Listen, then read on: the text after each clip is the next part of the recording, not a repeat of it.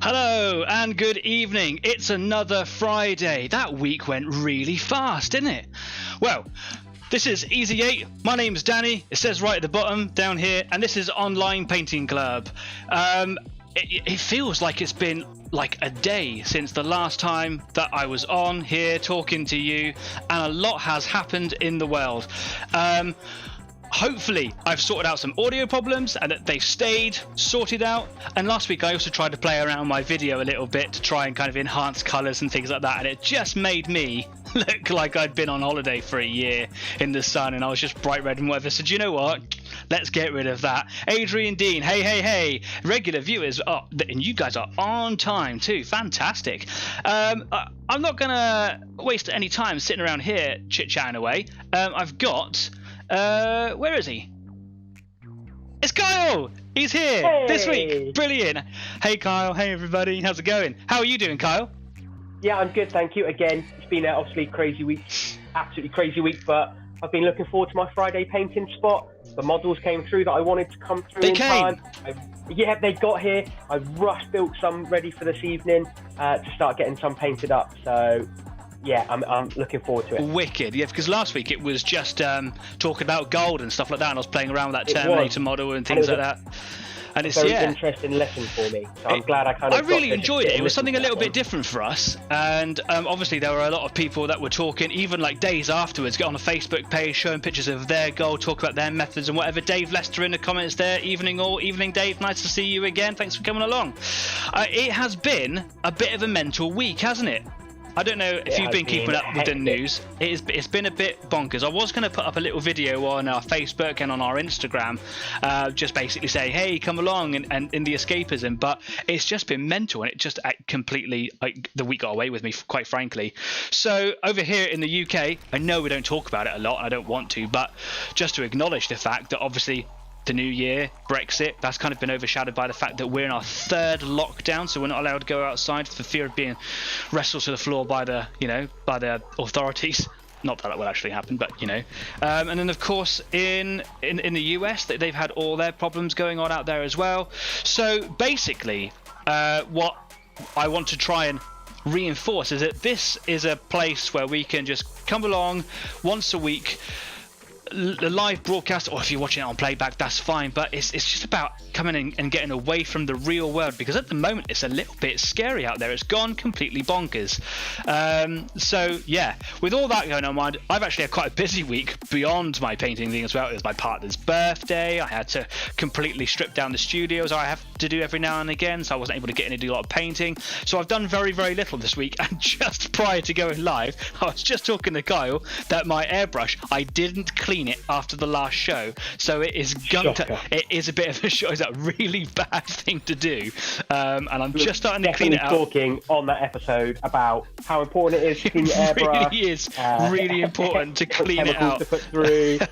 So don't know if I'm going to be using the airbrush tonight, but obviously I want to get it clean. So the last couple of minutes I've just been pushing some cleaner through it, and if I do use it, I think it's going to be a bit of a problematic show for that tonight.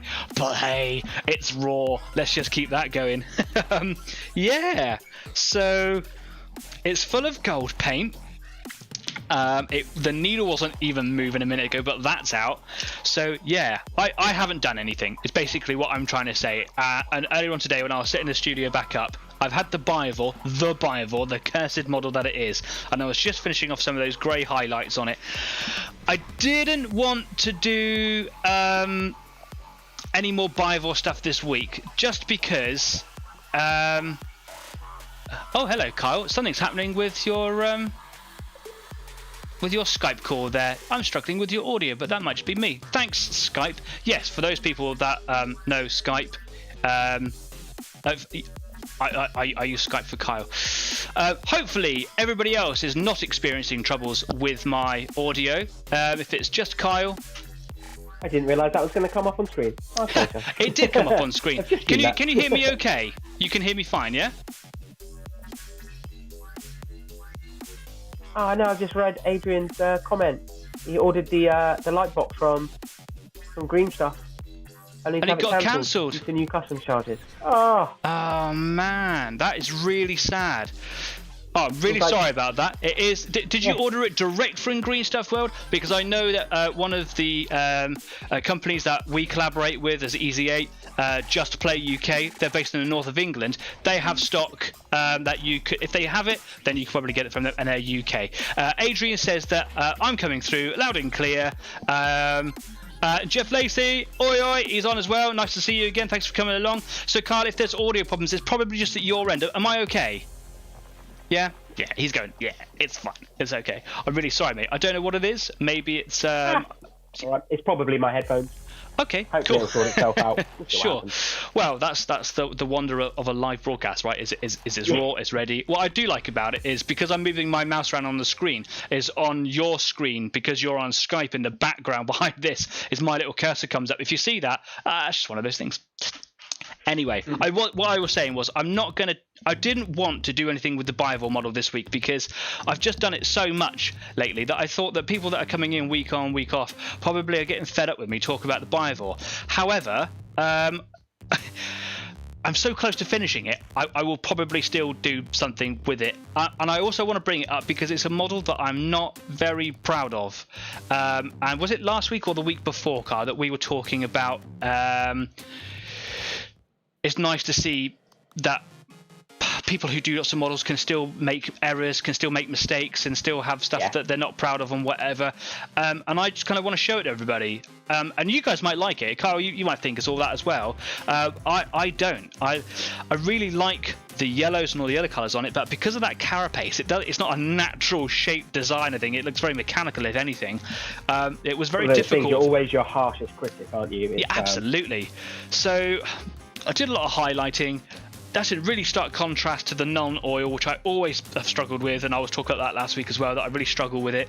And I think basically that the wash that I used on it has given too much of a darker end contrast, and the highlights are too bright, and then there's just these two pop colours that just don't do...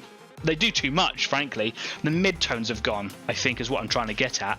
And it looks a bit cartoony. Did a little bit of dry brushing to kind of blend it all back in again, and that's kind of saved it, I think. But anyway, I'm not all that proud of it, and I wanted to show everybody and go, hey, I've done some really nice models in the past, a lot of my tanks and things like that, and I'm really, really chuffed with those. And I'm going to go on the verge and say, I think they're not going to compete with any professional standards, but they're getting close to it, and you can see that I'm learning. And this is just taking me right back. I really like the Bivol model, just not proud of what I've done. So that's where I sit this week. And in a minute, I'll take you over to the workbench when I've cleaned up my airbrush components. Kyle, you said that you've got your models back, but tell us a little bit about what it is that you plan to be doing today and what your goal is for today. So my goal, I've got some of the Space Marine Assault Intercessors. I got the... They finally came. Rather than the... you can pick up a little squad of 5 from the Indomitus box, but I got the full squad of 10. They were quite nice units put together, actually. They're not monopose, so the sort of legs and torso are locked in to one position. Right. But, you've got that freedom with arms, and there's quite a good amount in the box to give you some options, which was really nice, and I wasn't expecting that. That's really good. We spoke about this a little while ago, I'm sure, but is this something that they seem to be doing with Primaris models just generally, that they seem to not be as posable as they are, or is it just the box set stuff that's coming out? They don't seem as posable, but like my first unit, the suppressors were completely just make them as they are. Not a lot you can do with those, though, really, apart from the legs, perhaps. Yeah, exactly. Yeah, with that style of model, anyway, you're not really missing out too much. But yeah, I was quite happy with this box set. It went together quite nicely. Nice. It's quite for modelling. I mean, don't get me wrong. I think that all the poses that they're in are really good poses. I really like them. Yeah, they're dynamic. Just it's nice to be able to kind of change it up a bit, isn't it, and make a little bit of different. Say a bit. Yeah. So yeah, and the plan is to have these pretty much done, hopefully. Really? So you're going to go straight from primed to almost end product? Yeah, we'll see how that goes. Excellent. It depends how much talking I do. Yeah. And that's one thing that I'm bad for is sure. So no, you're not, Danny. Yeah, I am. I just chat rubbish all day. Anyway, so and then you come and do this show. Oh my god. Yeah. No, what is this? This is supposed to be a safe place, Kyle. This is supposed to be a safe place. It's just coming out. Right. Well, that's it. Like, fights, pistols at dawn, mate. That's the way you want to play this for sure. Okay. So a couple of things since last week. Then is that obviously we had our Instagram up last week, and it's been so successful. Our audience, our followers on it, and I've not been very active. I've only got like a half a dozen posts on there. But since last week, our audience base on Instagram has tripled, if you can believe that. Now, we're not talking massive numbers. I'm only new to Instagram and I don't produce an awful lot of stuff to share all the time, so I'm not like one of those big trendsetters that you see on there where they got like 20,000 followers or anything like that.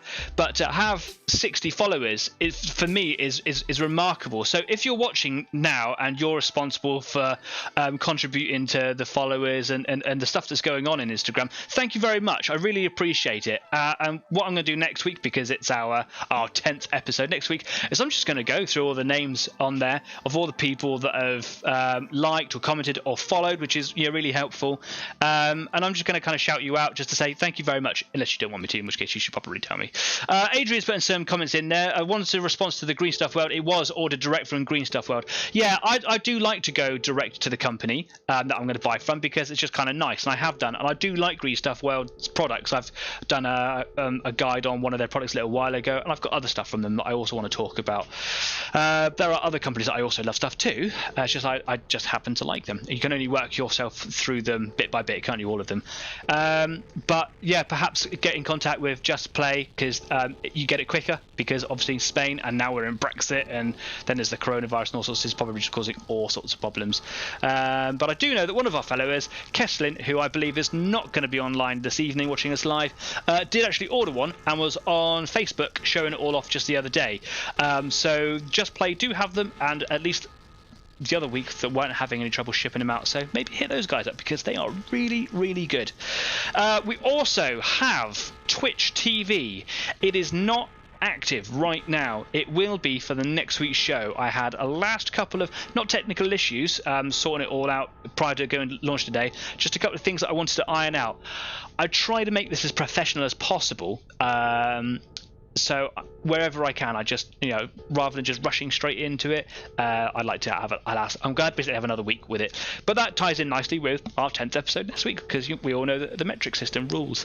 Yeah, so hopefully Twitch TV next week, so that you can reach us on more platforms. Now, I've got just here on the screen, I've got Facebook, Instagram, and I've got our Twitter account on there as well.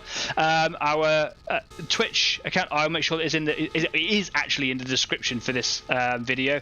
So if you want to get on there early doors and get following our account on there, then it is available to you. I didn't have time to write it up on this screen here before the show went on today. So hey, there you go. So it's all happening, Kyle. It's all starting to come together. We've got Facebook, we've got Instagram, we've got Twitter, we've got obviously YouTube here, and Twitch next week as well. And I will always make sure that the Online Painting Club always goes out to both those platforms. And there are other things I've spoke about in the past that I'm very excited to want to bring to it. And I'll make sure that there's a little bit of unique content for each platform as well. So maybe games for Twitch, and then some maybe tutorials for YouTube here, and then of course just photos for Instagram and Facebook and things like that. So anyway, let's stop talking about all this rubbish, and I will take you over to my workbench, where I've been playing around with the webcam up here a little bit. I realised that last week, because I had the Biovore out, it was quite small and I was zoomed out, you couldn't really see an awful lot was going on. I can affect the zoom as we're going, so if you're struggling to see something or you want to pull out a little bit further, then I can just drop it in the live comments. That's what we're here about. Here is my Biovore. Oh, Adrian's got some more comments going in. It must be the difference between the box sets such as the Indomitus and the 10-man box set. My Assault Intercessors are monopose. There you go, Kyle. So perhaps, yeah, they have done it in the past. Sorry. Yeah. They have done it in the past, haven't they? Where they've had box sets like Indomitus, earlier versions of, etc., where they come out in monopose to get new people into it, and you can just kind of click and play, really, can't you? But interesting to see where they go with it, really. Here's my Biovore. Yeah, I say I'm really embarrassed the fact that I keep on having to come back to it, but you know, I've got a life, and it's been a busy one this week especially. So yeah, here's his carapace that is just looking a little bit weak as far as I'm concerned. I'm happy with how the models turned out, and it's going to be a cool thing on the table.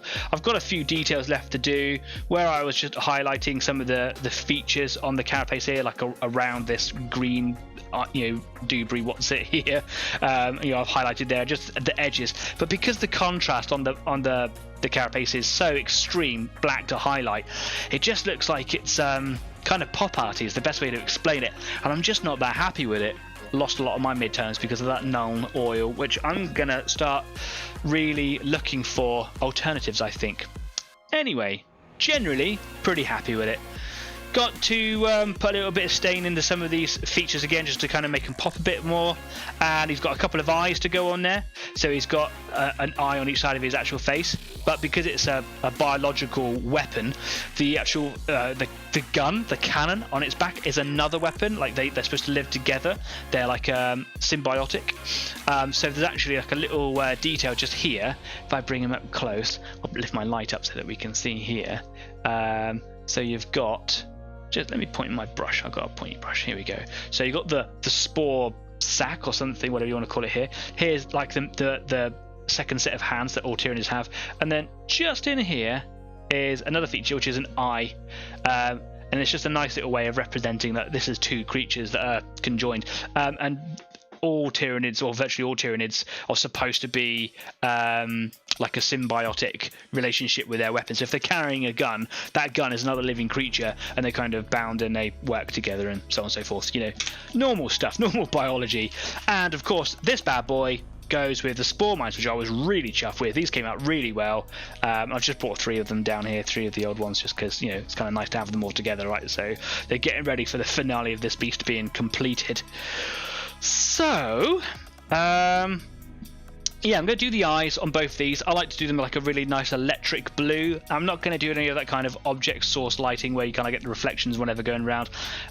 Just generally, I think the style on these Tyranids, I think that would suit it very much. And also, I'm not ready to step into that just yet. So keep it simple, right? And then I'm going to just neaten up the edge of this base, and then I'm going to put cracked earth over this surface here. And then when that's kind of done, I will super glue into the base, and then he's going to go for a varnish, and then I'm going to chuck him in the bin. I'm going to put him into the archive, because that's how that should go, right? Never chuck your stuff in a bin. Never be so ashamed of your failed, or what you consider failed pieces. Yeah, always keep them to remind you where you came from. So a trick that I did learn, perhaps it might be helpful to you, is that with details like teeth and eyes and things like that, I did highlight all the teeth white. I will probably stain them down a little bit to make them look, I don't know, yellowy or browny or something like that, but still have that kind of white flavour to them. And with the eye as well, just drop a little bit of black stain in and around them. Even though the black stain doesn't really feature on the yellow on my Tyranids, it's more of a brown colour, it just helps put a bit of contrast in the background behind the teeth and in the eye socket there, and it makes the details that you want to come out to stand out even more. So that I was pretty happy with. You can't really see it very well on here because, you know, I'm an amateur and my focus is a little bit out and my lights bleach everything out, but here in front of me I can see that it works really well. Once he's all done, I do have to like touch up a couple of corners because he's metal, and I keep on rubbing bits of him off and whatever. And I've just it's been a slog, but after that, just down on the side here, I've got 3 zoanthropes that I started to do some work on a little while ago, and I'm kind of looking forward to getting stuck into them because I really like zoanthropes and I really like Biovores. Anyway, as Kyle says, I chat too much, so it's time for a brew. There we go. And I spit everywhere. Fantastic. Wonderful. If you're watching live tonight, I can see that we've got loads of viewers coming in there. If you're inclined to chat away in the live chat there, let us know what you're painting. This is a club, and you know, we want to know what you're doing and what your goals are for the evening, how you plan to get there, and of course I like to know at the end what you actually got done. So please, if you're watching live there, chat away and tell us what you're doing. If you're doing anything, perhaps you'd just like to come along for the show. That's cool. So, right, what am I going to do then? I suppose I should get the dreaded Nuln oil. Now, Nuln oil for me does work on a lot of things. If I'm doing like greasy engine components, I saw someone on YouTube earlier on doing radiator grills on really professional looking 1/35th scale World War I vehicles. More on that later. And they were using this over all of the other really cool stuff like AK Interactive and whatever. So it has its place. It just failed on this model for me, and I'm just a little bit. I'm upset about it, frankly. Really quite. Yeah, like I was enjoying it so much, and then Nuln oil. It's funny really because I see some people, pros on YouTube, who are actually saying they don't like the Citadel washes or shades. But the sepia tones, the brown colours, I love them. But yeah, last week this black one really took me for a run. Anyway, so what I've got to do here is where this green feature is here, I want to just put a little black ring around that because I did a little bit of highlighting in there and I was a little bit unsteady with it because I suppose I was getting frustrated with it. So I'm just going to drop a little bit more in there, and then I'm probably going to do. What else was I thinking that I was going to do a bit more? Do I think it needs any more? No. Probably not. What do you think, Carl? I know that you got a bit of a delay, but I've had this on the screen for a bit now. I'm being absolutely honest there, Danny. That was probably the first words I've really managed to hear you say in quite a while, because my audio is just really struggling this evening. Is it really? Have you got every now and then you kind of snap into a bit of clarity. Yeah, I think I don't know if it's just because obviously with lockdown, everyone's on the internet maybe. I don't know. Okay. But yeah, I just seem to be really struggling. So I will paint away, I'll chip in where I can hear things, and I'll kind of stick on the comments and things. But every now and then it flicks into perfect clarity and I can hear you perfectly, and then it probably has. It probably has got a lot to do with the amount of people that are just online at the moment, and who am I to complain with that? It's one of those things.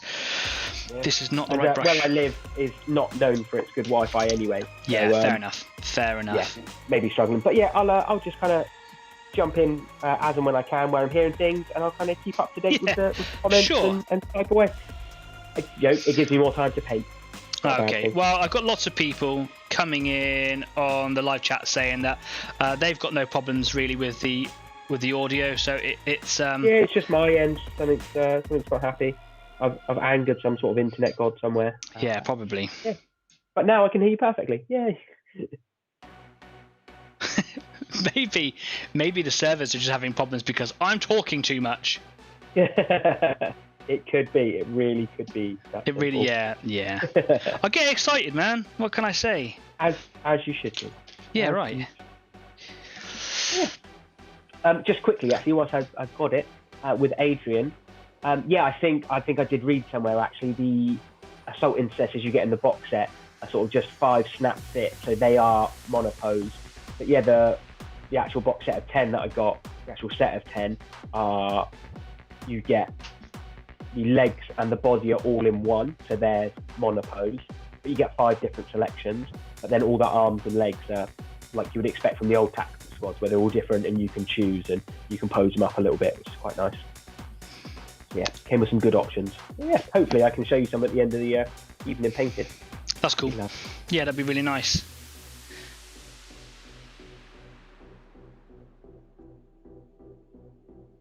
Did you end up getting any gold paints or anything last week, Kyle? I haven't yet. I just haven't had enough time to really sit down and think how I want to do it. Again, just because this crazy week, I just had very little time to myself. But this has been absolutely lovely knowing Friday evening. Time to sit down and paint. It's been bonkers out there, man, hasn't it? It's absolutely bonkers. So if you follow us on Facebook, you'll know that on the scheduling, I like to put up a little bit of things, just thoughts and stuff generally that I've been thinking about throughout the week and the content that we want to talk about, because you've got to have something to talk about every week. I'm interested in knowing what your paint stations or your studios are like. It was something that came to my mind when I was striking down my set and having to put it back up again throughout the week. I share this house and I have to be very respectful of the space that I use. So every now and again the studios have to come down, and it got me thinking, what sort of spaces does everybody else have? Do you set up somewhere in the kitchen, or do you actually have a room? Do you have a man cave, or gender neutral cave. It would be very interesting to see what. Cave.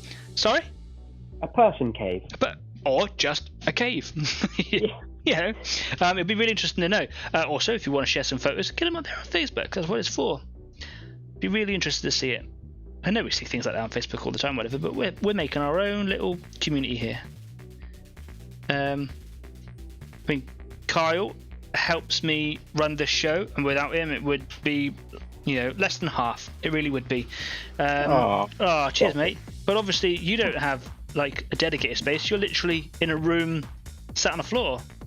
Yes. So yeah, when it comes to actually the broadcast on the Fridays, I just sit on the floor in my bedroom because, again, I've got other people I live with.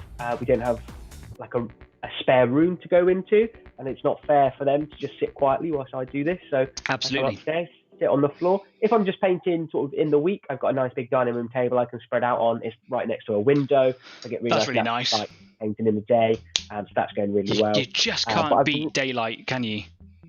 No, but I've realised even for this show, just to help with it, for the lighting just on camera, but also whilst I'm painting in the evenings here, I just need to get myself a lamp. And I know they're not expensive. I just completely keep forgetting to go and grab myself a lamp with a daylight bulb. So it is on my list of things to grab. And I think it will really help out. Yeah. It'd be nice when you kind of get all that stuff together, and I'm sure there probably are more people out there exactly in that boat than aren't, and that is you carve out whatever little bit of space you can to fulfill your hobby. I know that my dad's watching right now, and he runs Purple Lion Creations. Insert unscheduled advert here. That he has the entire converted attic at his disposal, and he uses every inch of that, and it's not enough, but it's got skylights in there. It's got I bought what's called a mini sun, which is like a daylight energy saving bulb, and it is literally like a mini sun, and it lights the whole room up.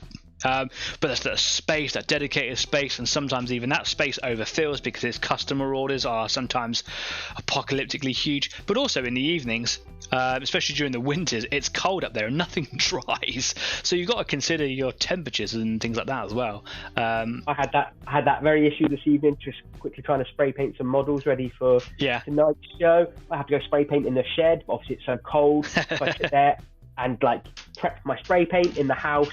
And then I run it out under my armpit, spray my models quickly, and then run them back indoors so they can dry. But yeah.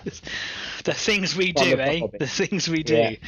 So I'm just looking through my paints here for some white, because the little eyes on this gun beast, if you like, or the symbiote on the back, they just need a little bit of an undercoat, because they're currently yellow at the moment from when I sprayed it. I want them, when I put the blue over the top, I want that to be a filter over the white, essentially, so it stands out really nice and bright and poppy. I've already done that on the eyes on the actual creature's head itself, so I'm just going to have a little look through my paints here and get the white paint out. I've got a white primer, which is not what I want, which is this one here, because that's going to be quite thick. That's for making sure that it sticks well to the model, and that other paints stick well to it.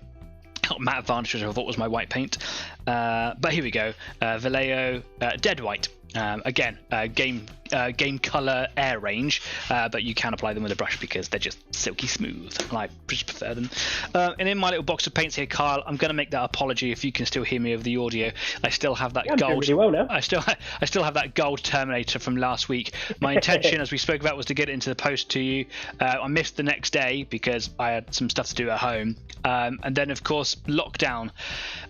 So yeah, if you still want me to send it to you, I will. I'll just obviously have to consider my times and health and things like that, and just generally the law. I did put some little highlights and stuff on them. You probably saw that on the little video I put up on Instagram, Facebook. Yeah, if you still want it because you're still making decisions based on gold, then I'll pop them in the post for you, mate. All right, so that you can have a little look at all of that.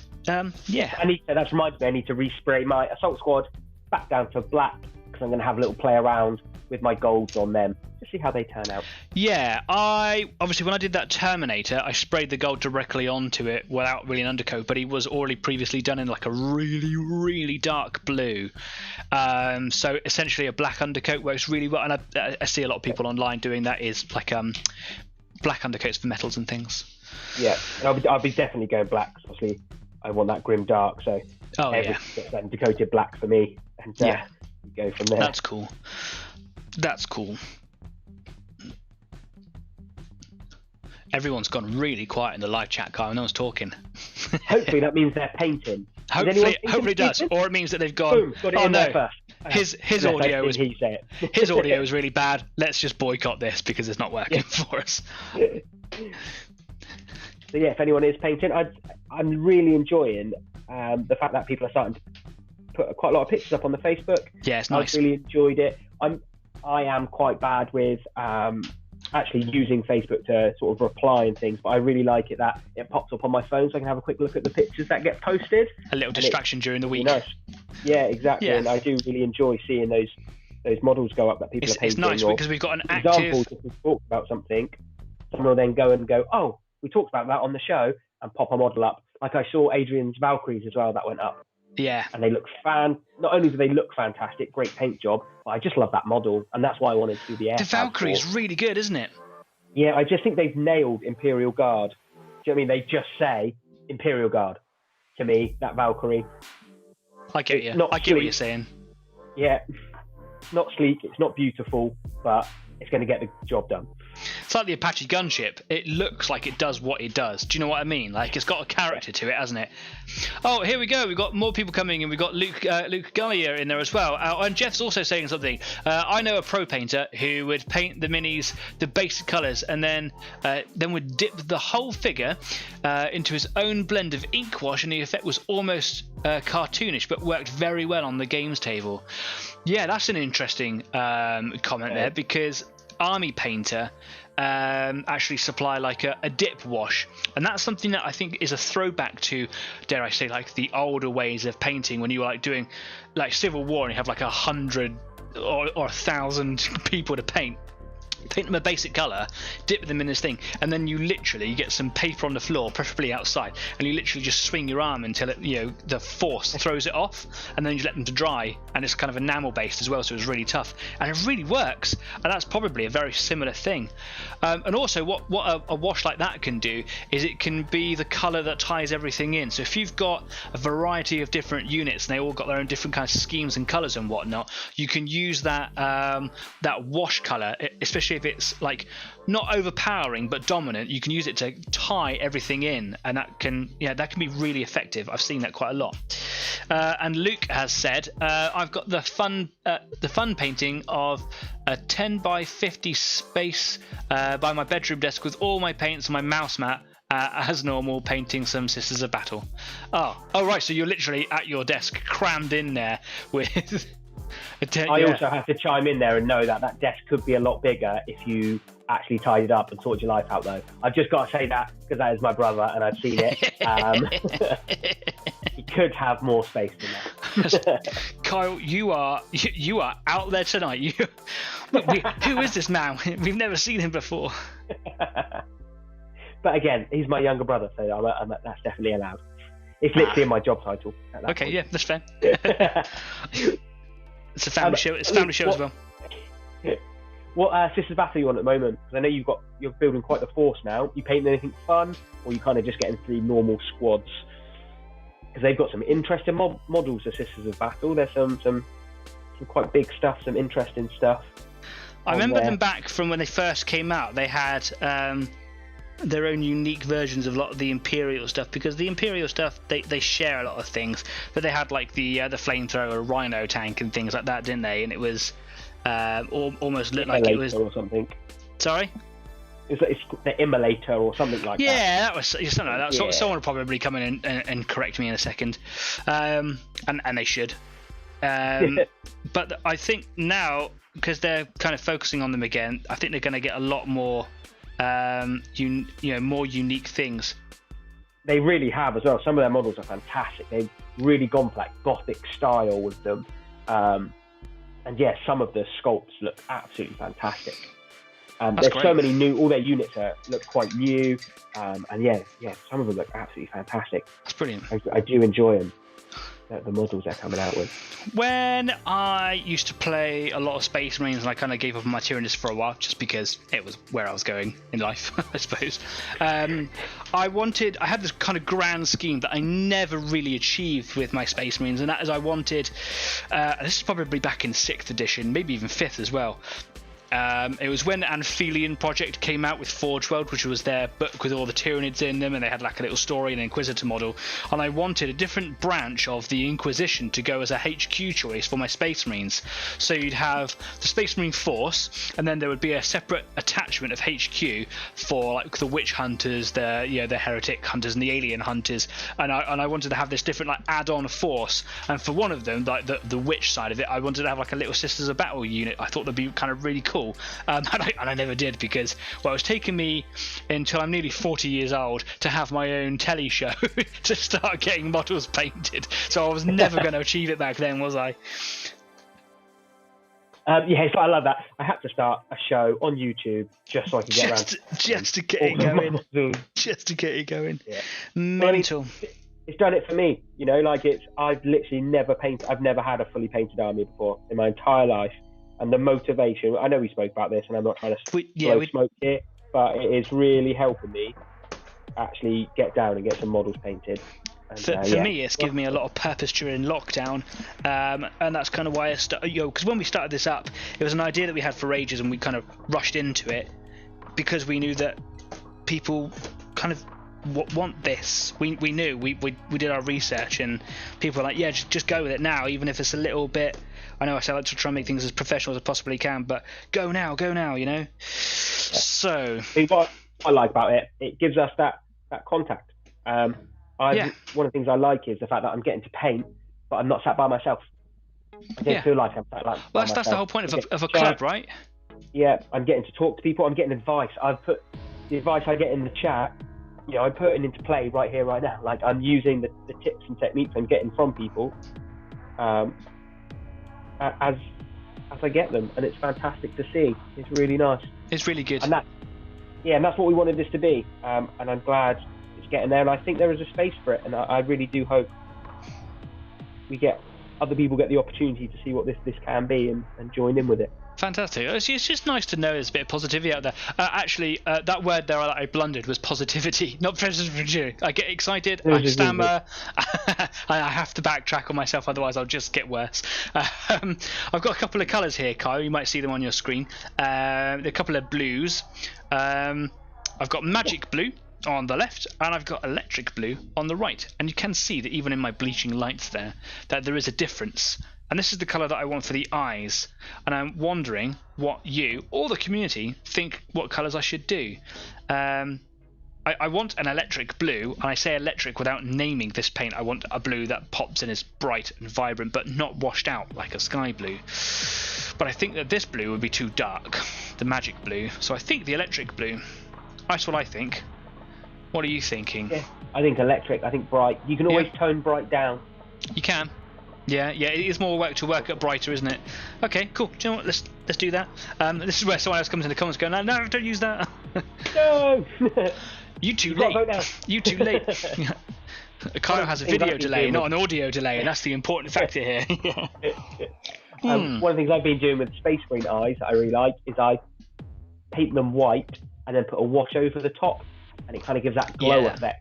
Quite nice. Something I want to try and get into a lot more kind of experimental painting styles soon, and I'm going to do that soon. I'm unsure if I'm going to do that here on Painting Club or have a separate thing for it. I have to consider. Life. It is, isn't it? But is it its own branch? Is kind of where I was thinking. And I probably will bring it here. Why not? But I want to start doing things like lighting effects, not necessarily object source lighting, but the effect that you would use to perhaps on a lightsaber, where you have a color and then a glow, and the glow is often white, but then it is surrounded by a dark version of the color, and it simulates the bright source of the light and then the color of that light shining off of it. That's the best way I can describe it. And what you're saying there is exactly that, where you would paint the lens of the eye white, and then you would put a wash or a glaze or whatever over it, slightly altering that white color, it looks like there's a light source behind it, and then you get the glow around it, and that is an effect I see on a lot of very pro standard stuff, but being used in different ways. And I think it's something to explore, and I kind of want to do it here, and so people can see me get it wrong, get it right, as successes and failures. Luke has added on to what he said, halfway going through the basic force, he's on 11 out of 20 on the basic sisters. And Darren Van Enemis said, hi guys. Hi, nice to see you. Hi, how you doing, man?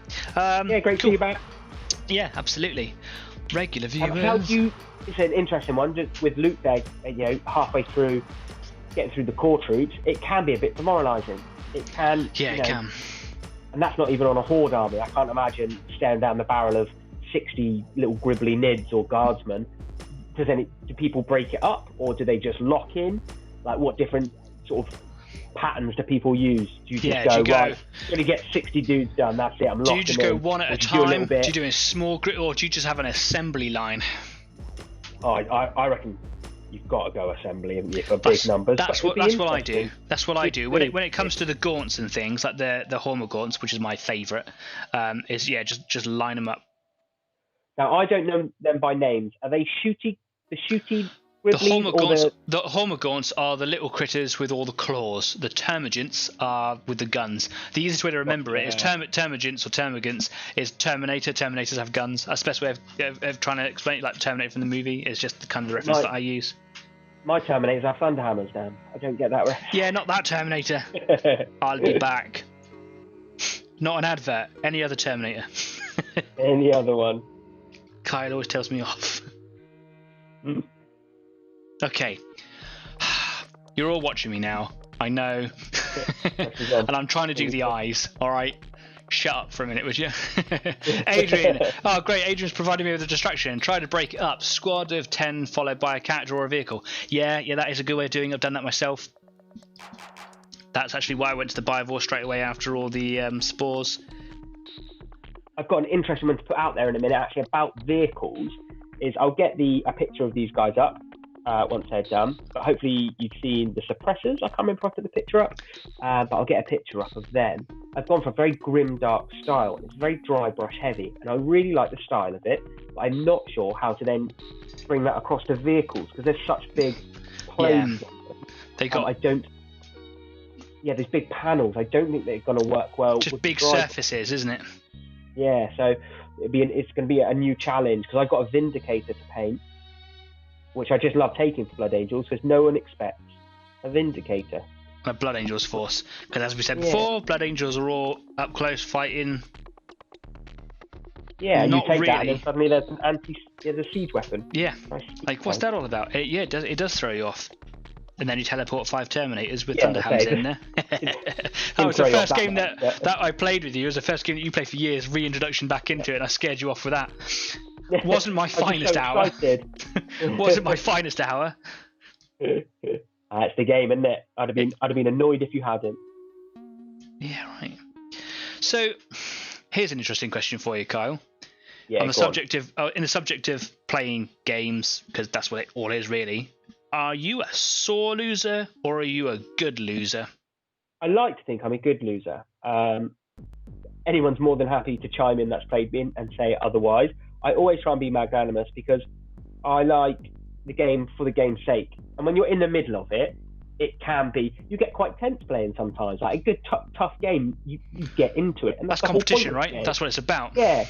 And I'm quite a competitive person by nature anyway, but I try and, if I know I'm losing, if I'm losing big, I'll go just for the story moment. Can I do something that looks cool? Yeah. Do you know what I mean? Like pull off a story moment. If it's close, I still try and be magnanimous. I'm probably more harsh on myself afterwards than I am, I think, to my opponent, if that makes sense. Yeah. Because I try and remind myself it is a game and to enjoy it. And I really enjoy, and I know we've done it before, is to talk about the stories after the game. What happened? Yeah, we're still talking years on, aren't we? Still talking years on about it. It's interesting. Absolutely whiff. What went completely wrong? I'm the same. I like to think, and over the years, I may have been different. And as I grow older and I mature, and I play with little toy men, who's mature now, I do think that I've got much better, and I try to separate myself. But I also don't mind it when someone in the game is being, emotional is the best way of explaining it, because you're putting a lot into it, and it's a long game sometimes. I've played games that are in excess of 8-9 hours. That's a long time ago, and the game used to be longer, but the average game now is about 3-4, maybe even 5 at a push, but let's call it average 3-4 hours. That's still a long time to be invested in it, and if you're fighting a losing battle, it gets I you. never give up. It get you. I never give up. Your I do the opponent same. has worked Even if hard I'm to get to that losing point, big, right? Yeah, exactly that. If I'm losing big. Do you know what? They deserve to play it out. Do you know what I mean? Like, they get that. It's like a victory lap. You've got this, right? Play it out. Yeah, sure. You get to do that now. Like, and if fair play. And I'd hope it would happen the same way around. So. Yeah, and if I'm getting emotional, I would hope that the people that are there have the tolerance to see me through to the end. Or if I get too much, go, hey Danny, do you know, you should probably take a little walk outside for a minute. I'm like, yeah, okay, cool. and I would do. And I've played with players as well who get very uptight when they're losing that battle, or they're really focusing on whatever. And then at the end, we might talk about it, or they might just come out straight away and they'd be like, I'm so sorry for the way I behaved, or really sorry about that, guys, I had a lot to think about. And then you go, do you know what? I'm glad you're thinking like that, because you're putting a lot into it. And that is like, you know, I'm obviously supplying you with a challenge, and you're focusing. And at the end of it, we're all friends, and I'm quick to forgive on that. I'll be like, yeah, that's cool, man. That's brilliant. Got some more comments going in now. Dave has said he's working on Gene Stealer Aberrants at the moment. Abhorrence or Aberrants, I think they're the big mutation versions. Yeah, really cool. Adrian has put big surfaces need a bigger brush, but a bit lighter touch for dry brushing, pin washing for low lights, etc. I've got a lot of experience in paint and tact recently, in small, medium and large scales, but none of them really approach in the same way that you want to, so I think I'd just be kind of talking at you, really. Jeff's put, if you're going to lose well. If not, I do make nukes. Oh yeah, my dad at Purple Line Creations does make nuclear bomb clouds that light up and everything. They are really cool. You should probably go and have a look. Insert unscheduled advert here. Dave has said we've had a few good games as well, Dan. Yeah, I've actually played a couple of games in the past with Dave. We have had some real tooth and nail things. And I remember in games like both me and Dave ourselves have both gone, oh, really? That's a game-changing moment, and get quite upset about it, and at the end of it you lose. You're just like, it's a good game, man, you did really well. It's fun. I think sometimes you do just need that quick breath after the game, let it sit and go, you remember it's just a game, and then you can have a laugh. I'll go get some glasses, fresh beers, sit down, we'll strike down the table, or sit around and have a little look at it, whatever, and then you can have a laugh. And then the laugh coming out, yeah, sure. Adrian's, but if you're going to lose, make sure it's a bloodbath. Corn cares not for whence the blood flows. Yeah, okay, cool. You're that guy. I'm losing. I'm going to kill as many of your people as possible. That is a tactic of mine. Okay, I can see that I'm going to go.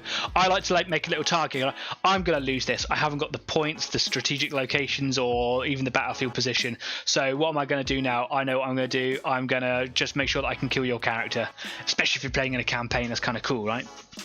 Yeah. And now, under the Crusade rules, that means something, because you accrue battle scars. Really? Yeah. Can you talk about that then? If a unit or a character gets wiped out, you roll at the end of the battle, and basically they can take a scar. So something, it could be like a -1 to hit, something crazy like that. That's quite a big thing, though, isn't it, in a D6 system? Having like a -1 to hit. It's not a scar. That's like, well, I suppose it is a scar in a Space Marine sense, but that's quite an affecting thing. Yeah, so that's what I really enjoy about it. You get the same bonuses with your experience, so you kind of level up, and you can take on battle honors or better equipment or all sorts of crazy stuff for units as well as characters.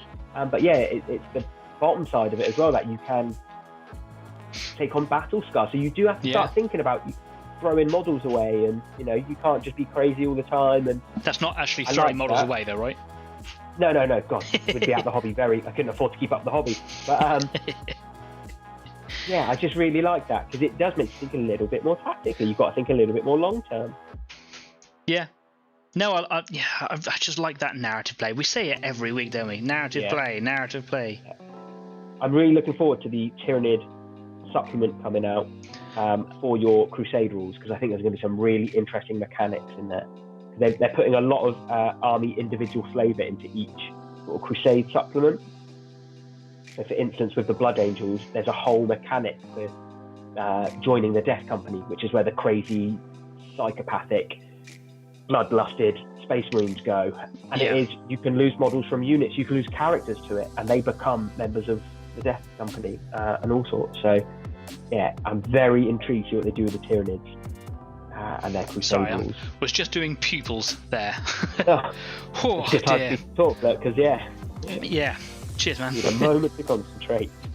I can't do that pupil yet because I didn't paint that eye properly, so I've got to go back and do another coat on that. I'm really stoked about I'm tell you the truth, I was actually going to buy the rulebook just the other day, but then lockdown happened again. I'm like, maybe I should just reevaluate my life. So I held back, but I am going to be buying it soon. But if you are interested, there's been a massive FAQ dump or basically an errata. They just updated the rules for all the existing stuff.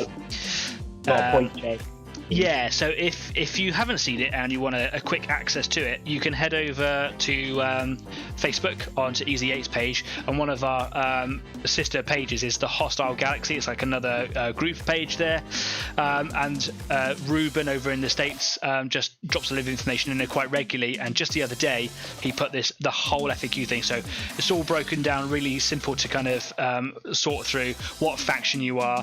Click on it and it tells you all the new stuff they put in there, all the additions they've made, and and there's quite a lot of stuff in there, so head on over. From what I can tell, I didn't pay an awful lot of attention because I haven't actually got the new rules, I haven't played 9th yet, so it wasn't really much point in it for me, but apparently massive game changers all round, especially for Psychers and Space Marines, if I picked up the right end of the stick. I only checked the point side of things, so I need to check that properly. I think it had all the cost values and everything for power and points and all sorts in there now.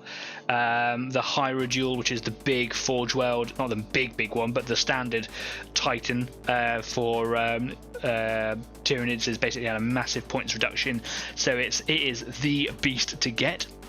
So would love to get one, but the whole point of this club is to get through the stuff that you already have. Yeah, get through the grey. Where do you stand on the sort of Titan units in the game? For me, the game has always been a skirmish game because that's essentially what it was back in 2nd edition, which is where I started. Over the years, it's just basically broadened the scope to be a battle game, rather than just about a couple of units in a tank or a couple of units in a dreadnought. Now it's all about, a lot of focus went into taking as much stuff as you possibly can, maximum point armies, get all the big stuff in there, have a Titan, whatever, and it to a degree, and I share the sentiment with a few of my closer friends, is that it lost a little bit of its charm because of that. However, what they have done is that they brought out the bigger games in Apocalypse games a few editions ago, but now they just basically go, if you want a skirmish game, take skirmish units. You can keep the game really small with a 25 to 40 power or whatever, but if you want to play the really big stuff, you can just cram a table and you just go for it. And I say that is the best place to be, because between your friends you can go, do you want to play a battle, do you want to play a skirmish, do you want to play an Apocalypse game? You do whatever you want, and I like that. It. It's really, really good. Again, isn't it? What do you guys? What do you want to do? It's all about options. Give the player options. That means that they can do everything and they'll be happy for the rest of their days. I totally support that. I do prefer playing the small to mid-range size games, so I like to play back in the old points thing, up to a 1500 point game. I like to keep it a little bit below that, but sometimes I go up to it and sometimes I go back down to about 500 because that's how I like to do it. It's quite hard to say what you want in power because it can fluctuate so much, so I try to keep it that sort of discussion to points. I think points for sort of proper gaming, I think, is definitely the way forward, because there's just a little bit too much sort of flexibility in the PowerPoint. I get why they're there, and again, it's interesting. I'm glad they are there. Like we said, it's options. You've got options on how you like to play. But yeah, I prefer points if you're going to go to battles. But yeah, I know Crusade's done in PowerPoint, but a lot of people have said, well, it's nice and easy to convert that over to points, and we'll just go with points. Nice and easy. And with the Titan units, I'm not a fan. Same thing for me. No, I just think if someone takes one, all you're really doing is forcing your opponent to take one. I know you don't have to. You don't. There are other ways to bring them down and things, but it's just kind of an escalation. I agree. I just got to get this people done, Kyle. Bear with me. I know. Here we go. Oh, the music stopped as well. Oh, ominous.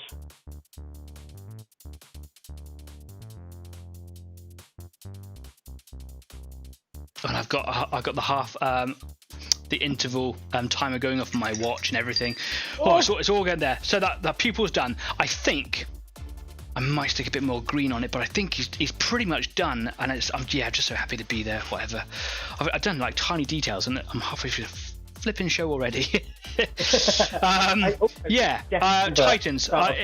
If you take a big Titan, what you're doing in a standard game is you are removing units at a time rather than individual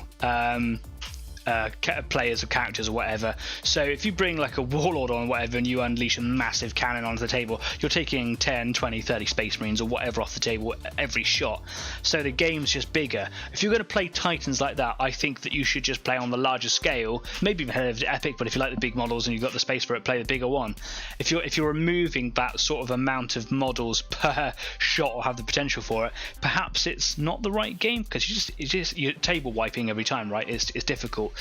But I don't mind Titans. If that's what you like, that's what you like. I just think that you need to consider it as a part of what you're doing for being set up for the game. The Tyranid Titans are a little bit different because they're biological creatures. They're slightly smaller. They're not as tough. They do a lot more damage, but it's not necessarily all about range weapons. It's all about close combat. And yeah, so it's different. It's very difficult for me to say really because I just don't know the current rules or whatever at the moment. So yeah, it's a little bit for everybody, isn't it? Exactly. Adrian's got a good point, which we'll talk about after. I just commented on there. He just said, can you have a whole Army of Death company out? He hasn't had a chance to read the BA Codex. I will just double check. I've got my supplement downstairs, so I'll go grab that. I think there is talk, though, that you can now have a full Death Company army. I just need to see where the Death Company intercessors fall. But in fact, you can, because you can take a Vanguard detachment, so you don't need any troop choices. And you can have captains and lieutenants as your HQ now, who are Death Company. And then you've got the Dreadnoughts as well. So yes, I think you can, Adrian. It's not going to be a particularly effective army, I don't think, because you're going to be so sort of glass cannony, but it'll be real fun to play, I reckon. Yeah. And that's the point of the game. Yeah, that's really good. Just putting, I thought Kill Team was for the small games. We'll talk about Kill Team when we come back from our intermission. Adrian's also put in there Warlord or Warhound Titans are 2,000 points basic cost. So, well, there you go. So if you're playing the bigger games, you can only bring in the bigger stuff at that point. Or if you want to bring in the bigger stuff, you have to play the bigger point games. So yeah, it plays into that, doesn't it? Anyway, let's have a 10-minute break. Let's go rest your ears from my constant voice and my lack of painting. Go change your paint water out, go stretch your legs, whatever you need to do, and we'll see you back here in about 10 minutes.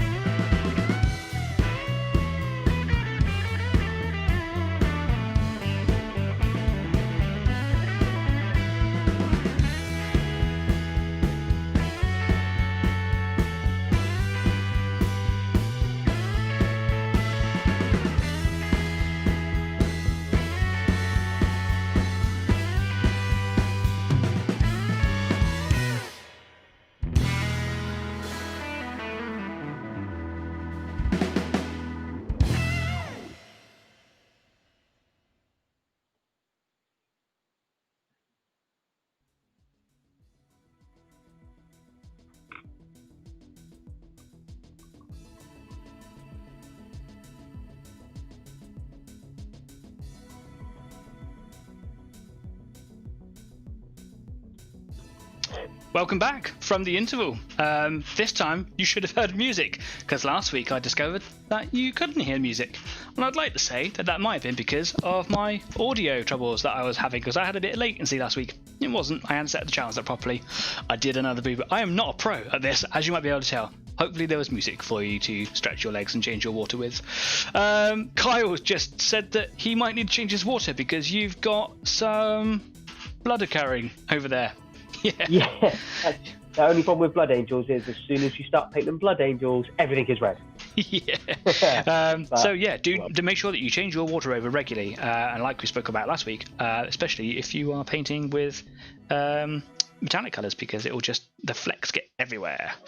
So what we were talking about before we disappeared there, Kyle, we were talking about Crusade Forces, you were talking about the Death Company, and the full army Death Company, whatever. And of course, Kill Team. Have you done much with Kill Team at all, Kyle? I've only actually played a couple of small, obviously they're small games, but I've only played it a couple of times, but I really enjoyed it. I thought it was a good idea. Again, just going back to that small skirmish kind of game. They're what I prefer. Necromunda, Mordheim, Inquisitor. We've had so much fun playing Necromunda. I really like Kill Team. Kill Team comes from years ago. It was a White Dwarf supplement that they decided to stick in there, where it kind of focused on a small squad of Space Marines, and then they kind of made special like elite squads where they all have to wear the same kind of armor no matter where they come from. They all have to work together, and the games were really cool. And in recent editions, they've actually made Kill Team as a proper game, and it was like a box set, and you had all the really cool models that went with it, and they kind of gave you some really cool kind of war gear to go with it. And it is about taking an elite group of super Space Marines with all their skills and cool gear, and really pitched up against the odds. And the game really turned into kind of almost a dungeon crawler, not quite, but it was going to go through these levels, work your way through. You will have 5 levels, whatever it is. And Kyle and I played a game with our friend at work, who has all the boxes of everything you could ever want. And we had a cracking time. So that's Kill Team in a nutshell. It is about the smaller ones. With Kill Team as well, Danny, it's like it can be any army. So there's rules for, and you fight against your opponent. Yeah, I think you're right, actually. Because I might be crossing my wires here as well with Blackstone Fortress, which was a Kill Team style game about the Death Watch, which is the Space Marines. But yeah, you're right. Kill Team, it can be any army. I played as Nurgle against. Was I Nurgle? I can't remember now. It was a really quick game that I played. I think against Eldar, and I was Nurgle, and I got it handed to me. it was slow. It was a slow game for me, and then the opponents went, no, you're dead. I was like, okay, cool. But essentially, Kill Team is just about one little group of people. What I like about those small games, and Necromunda as well, is that because you're taking more focus away from the larger scale, is that you can put more detail in the narrative side of what it is you're playing. So you can talk about you name the individual people, you kind of have a bit of a relationship with them, don't you? And you go like, I want this guy to survive, or this guy was asking for it, and this guy's got all the cool gear. And Necromunda, we played campaigns of that so much when we were working together. Necromunda is such a great game. Talking about being a bad loser, this is when I really struggled, was playing the Van Saar, was the winning with Van Saar, because it just started to feel cheesy. So I toned it all down, but the problem is Van Saar are all about their crazy good weaponry. They're not about being toned down. No, the problem is as soon as you tone them down, they can't do anything. So it's either play them big or kind of get wiped a little bit. So I tried to not replicate all the plasma gun spam kind of thing and do some more interesting things, because they had some really interesting options. And I don't know if you've seen, there's been a new release for Necromunda. Each gang has had a whole new book. I did not know that, no. Obviously, because when the first lockdown came into place, everyone just got laid off and went on a furlough, and we all just scattered to the winds, and then we never really collaborated again since, understandably so. And ever since then, I haven't picked my models up because of that. I actually play Necromunda under Hive Wars on the PC, which is something I can do on Twitch as well. And that has been fraught with bugs, but it's really fun to play. It's very different very, very different from the experience that we play on the tabletop. Let me take you back over to the workbench because I'm doing something different because Kyle chided me again. I have put the Biovore aside. He is, for all intents and purposes, completed. I will not pester you anymore with video footage of me doing anything with the Biovore. What I will do is when he is completed, like he's had that last little varnish and the base done and whatever, is I'll take a little video or a photo or something and I'll pop it up on Instagram and on Facebook. What I'm doing now is I am doing my Zoanthropes. I have 4 Zoanthropes. I have the old 3rd edition model. I used to have all the 2nd edition stuff years and years ago, but they actually got stolen. That's a separate story.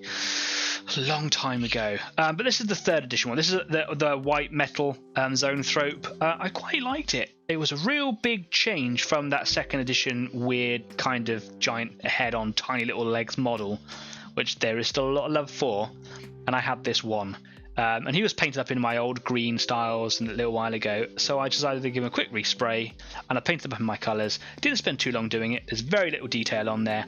I did a little rift in the floor, which if I bring my light over you can see that there's a little bit of that Nurgle's Rot paint scheme in there before I change to the acid scheme that I've got on my other bases. I will change that eventually, but I actually use this fella as my Neurothrope, which is like a hybrid version. You find like one of them often leads a team of Zoanthropes. And then I got these fellas off of eBay for a guy who wanted part of them for easy money. So I did, but they were already built. If they weren't already built, I wouldn't have had this big crest on the back of this one here, which is what the new Neurothrope essentially is. So you get 3 Zoanthropes in the box, and then you get this kind of little spine thing on the back, and you can turn it into a Neurothrope. The reason I didn't really want it on there, but I haven't removed it, is because, at least in the edition that was current at the time of me buying these models, when you took Zoanthropes, it used to be that you would pay your points for 3, and then you could pay additional set of points to upgrade one of them. But then it changed in 7th edition to you can buy an additional model, which is the Neurothrope. You bring it in as a separate choice. So now you can have the 3 Zoanthropes, and you can have the Neurothrope as a separate thing. What I didn't want to do was but I wanted to give myself the option to have not just the Neurothrope and 2 Zoanthropes. So I've kept this on here so that I can have this one, and I can just kind of keep the styles of the Zoanthropes together. I can bring this one in as and when I want. So yeah, they were painted. They were painted some sort of weird blue colour, but their detail was not lost on them at all. So I sprayed them all yellow. I stained them all with probably Agrax Earthshade, not Seraphim Sepia at the time. And I started to do the brains on them, which is like an off-white colour, like a bone white, which I'll then stain crimson later to kind of give me that brain matter look. And then I started doing the greys on them. When I did the grey on this fella, I painted it black for some reason. I had like a complete brain fart, and I was like, no, you paint it mid-grey, stain it black, and then work up to the highlights. So I actually had to repaint them all over again. So what I'm doing now with these Zoanthropes is I'm just painting the carapace on them, and this might take me a couple of years to get through because we know how fast I paint. Yeah, so I'm just kind of going over. They've had like one go over them already. This one here, for example, I don't see it well on the camera, but it's particularly faded in comparison to this one. So just kind of giving them that second thin coat, as you should do with all of your painting, is apply it in more thin coats than that you have, rather than less thick coats, because you'll just get generally better coverage. So yeah. I'm not using the Vallejo colours. I actually prefer the Citadel shades of grey that they have. They do have very close comparisons, I suppose is the right word to use, but I just prefer the Citadel ones. Also, because they are slightly different, I do like to tie my colour scheme in together. I'm all okay with my my painting improving, and then my models looking different, but I would like to keep the colours the same rather than changing them as I go, because in 5 years time I could have like 4 models at my rate, but a couple of models and they would be quite different over that time period just in the colour schemes. I don't really want that. I'm thinking ahead. I'm a long-term planner. So yeah, Zoanthropes. I like Zoanthropes. They are big, floaty, psychic brains that can destroy you by thinking about you, and I think that's a really interesting thing in the nerdy world of wargaming. Yeah, so I have to say, having played against them, I don't like them. I'm not a fan. yeah, they are. They are really good. Horrible invulnerable save, if I remember correctly. Yes, they are, and that is a save that you always get, no matter what. For those players, people out there that don't know what that is, the invulnerable save. You get your armor save, which can be negated by armor-piercing weapons or other cool things like that. But your invulnerable save is something that runs alongside it. If you have a weapon that can override your normal, then you get your invulnerable save. This is a psychic shield that's always in play for these guys, and it just so happens to be very, very good. So yeah, they are really weak. If you get right through them, they're very easy to kill, but you've got to get through that psychic shield. And when you've got 3 or 4 of them working in harmony together, they are a focus of enemy efforts generally, which means that you can then leave the take other units to kind of do more damage somewhere else. But that's tactic talk for you. Adrian's put a comment in there. Kyle, he says, painting red, have seen a separate set of brushes. Oh, have a separate set of brushes. I speak from experience here. Just can't seem to get rid of get the red off the brushes like the models. Hate the rules. I know exactly what it's a great idea, because all of my brushes are red. Like, so red's really staining your stuff then, is it? Yeah, red is shocking. You use red once, that's it. I've done very little with red brushes. Yep. So once I move away from Blood Angels, I will, I think, need a couple of new brushes, because everything I own is red. Red. But that's all right for the moment. Including your carpet. Pardon? Including your carpet. Oh, that was gold, unfortunately. Oh, that's even worse. Oh dear. Yeah. But oh well, I didn't get in too much trouble in the end. It's your hobby, man. You got to have a safe place for your hobby. Yeah. So, one of the things that I wanted to talk about here, and we've already kind of touched on it as well a little bit, is lighting. Like Kai was saying earlier on, that he has poor lighting where he is, and it's something that he wants to kind of work around. Obviously, we spoke a little bit last week because, Kes brought up the subject of the painting light box, or the little miniatures light box from Green Stuff World. Obviously, that's not something that you can paint beside unless you can hash build it to kind of make it fit, I suppose. But yeah, what are your lighting solutions? Do you have any? Do you have problems with lighting? Have you got the ultimate solution that you should probably consider sharing with us here? Because I know that Kyle could certainly benefit. The lamps that I've got, if anyone's actually interested, that I use here, I can make a post on Facebook after the show. I'll do it probably in the week, because I like to have my weekends to myself. But I'll actually show you what I've got. I get my lights, they're clamped to the desk, which isn't really a desk, it's just a piece of chipboard over a couple of chairs to create a bit of a fake bench, if you like. But they're from a company called Newer, which is almost spelled Newer, which is kind of really weird, but I've heard other people call it Newer, which is Newewer. And they are USB sockets, so you can put them in your laptop if you want to. There's a lot of drain that comes out of them, so they tick if you have your phone charging in them at the same time, or your laptop's kind of running it. I don't think the laptop does a very good job of running them. So I've got USB adapters that kind of go into the wall here, where I've got all my lights and things kind of going into them as well. And these USBs just kind of clip into there, and they've got different stages of brightness, so I can actually go up or down. If you watch the screen now, you can see that I can different stages, I can bring them right down, so you can see how dark it is in here. These little lights do quite a lot. I've also got in front of me, I've got a single daylight bulb in front, and to my right I've got my fill light, which is just or my key light fill light, I'm not sure, which is just a slightly yellower one, and that's just for the appearance of being on the broadcast. But these two bench lights here and the key light in front of me are really what are lighting it up. I could probably benefit with 2 more of these Newer bench lights here, and they're about £30 roughly from Amazon. Very easy to get, and if anyone's interested, of course I will put links up or show you the actual items. I can even do a video of them if you like on Facebook, get a bit of unique content out there for the Facebookers. So yeah, let me know what you're actually using. Adrian says, have now got me a light box on order, courtesy of Amazon, collapsible too. Oh, nice, cool. We'd really like to see that actually when it comes through, Adrian. If you wouldn't mind, if you're inclined to, put a couple of pictures up on Facebook and show us what you got and talk about it or something. That'd be cool. So Kai, what's your lighting situation there like, mate? I've got my shocking. I have a Dawn alarm clock. don't know if you've ever heard of them. No. Basically, you set your alarm and in the morning, and the light will gradually come up and start playing bird songs. So the idea is it wakes you up quite naturally rather than a blaring alarm just suddenly going off on you.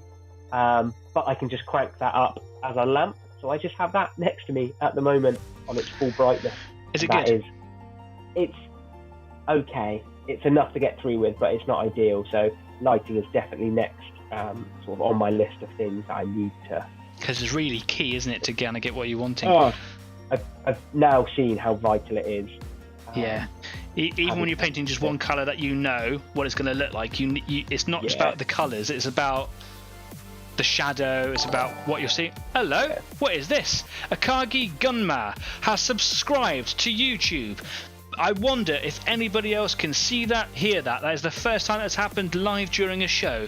Thank you, Akagi Gunma. If you are watching live right now, that is a YouTube subscriber. That is the most important thing that I can get as a broadcaster to make this something more bigger, is YouTube subscribers. It means that eventually I can get monetized. Now, this is a hobby. Anyone who does anything for YouTube, if you're starting out, it is not your business. It cannot be straight off the bat. It's a long time before you can get there. It has to be a hobby, and you have to enjoy it. But once you get to a certain level, when you get that far, you can monetize it and you can turn it into a business. And of course, it's the dream job for someone like me, but I really want to take it in that direction. I really want Easy8 to go there for you, for me, for everybody. And it can be so much more than just Online Painting Club. It means I can earn money to dedicate all of my working time into this as a channel, and with each subscriber that we get, on one step further to it. So Akagi Gunma, whether you're watching this now, whether you see this back on replay, thank you very, very much. That's everything that I needed to hear. That has made episode 9 for me, mate. I'm really happy with that. Thank you very much. Dave has just said, yep, I think that means, yep, we can hear that, see that. Brilliant. Yeah, subscribers. Yeah, we were just talking about lights, weren't we? Yeah, lights. Yes, that was it. Yeah, so it has to be my next, because especially in the winter, I don't get time to paint during the day. I just don't get that kind of time. So I do need to look at my lighting solution and get it a bit better, because I've noticed I'll paint a model in the evening and then I'll look at it the next day and I'm like, oh, that looks completely different. Okay, interesting. Yeah, we've all got horror stories like that, haven't we?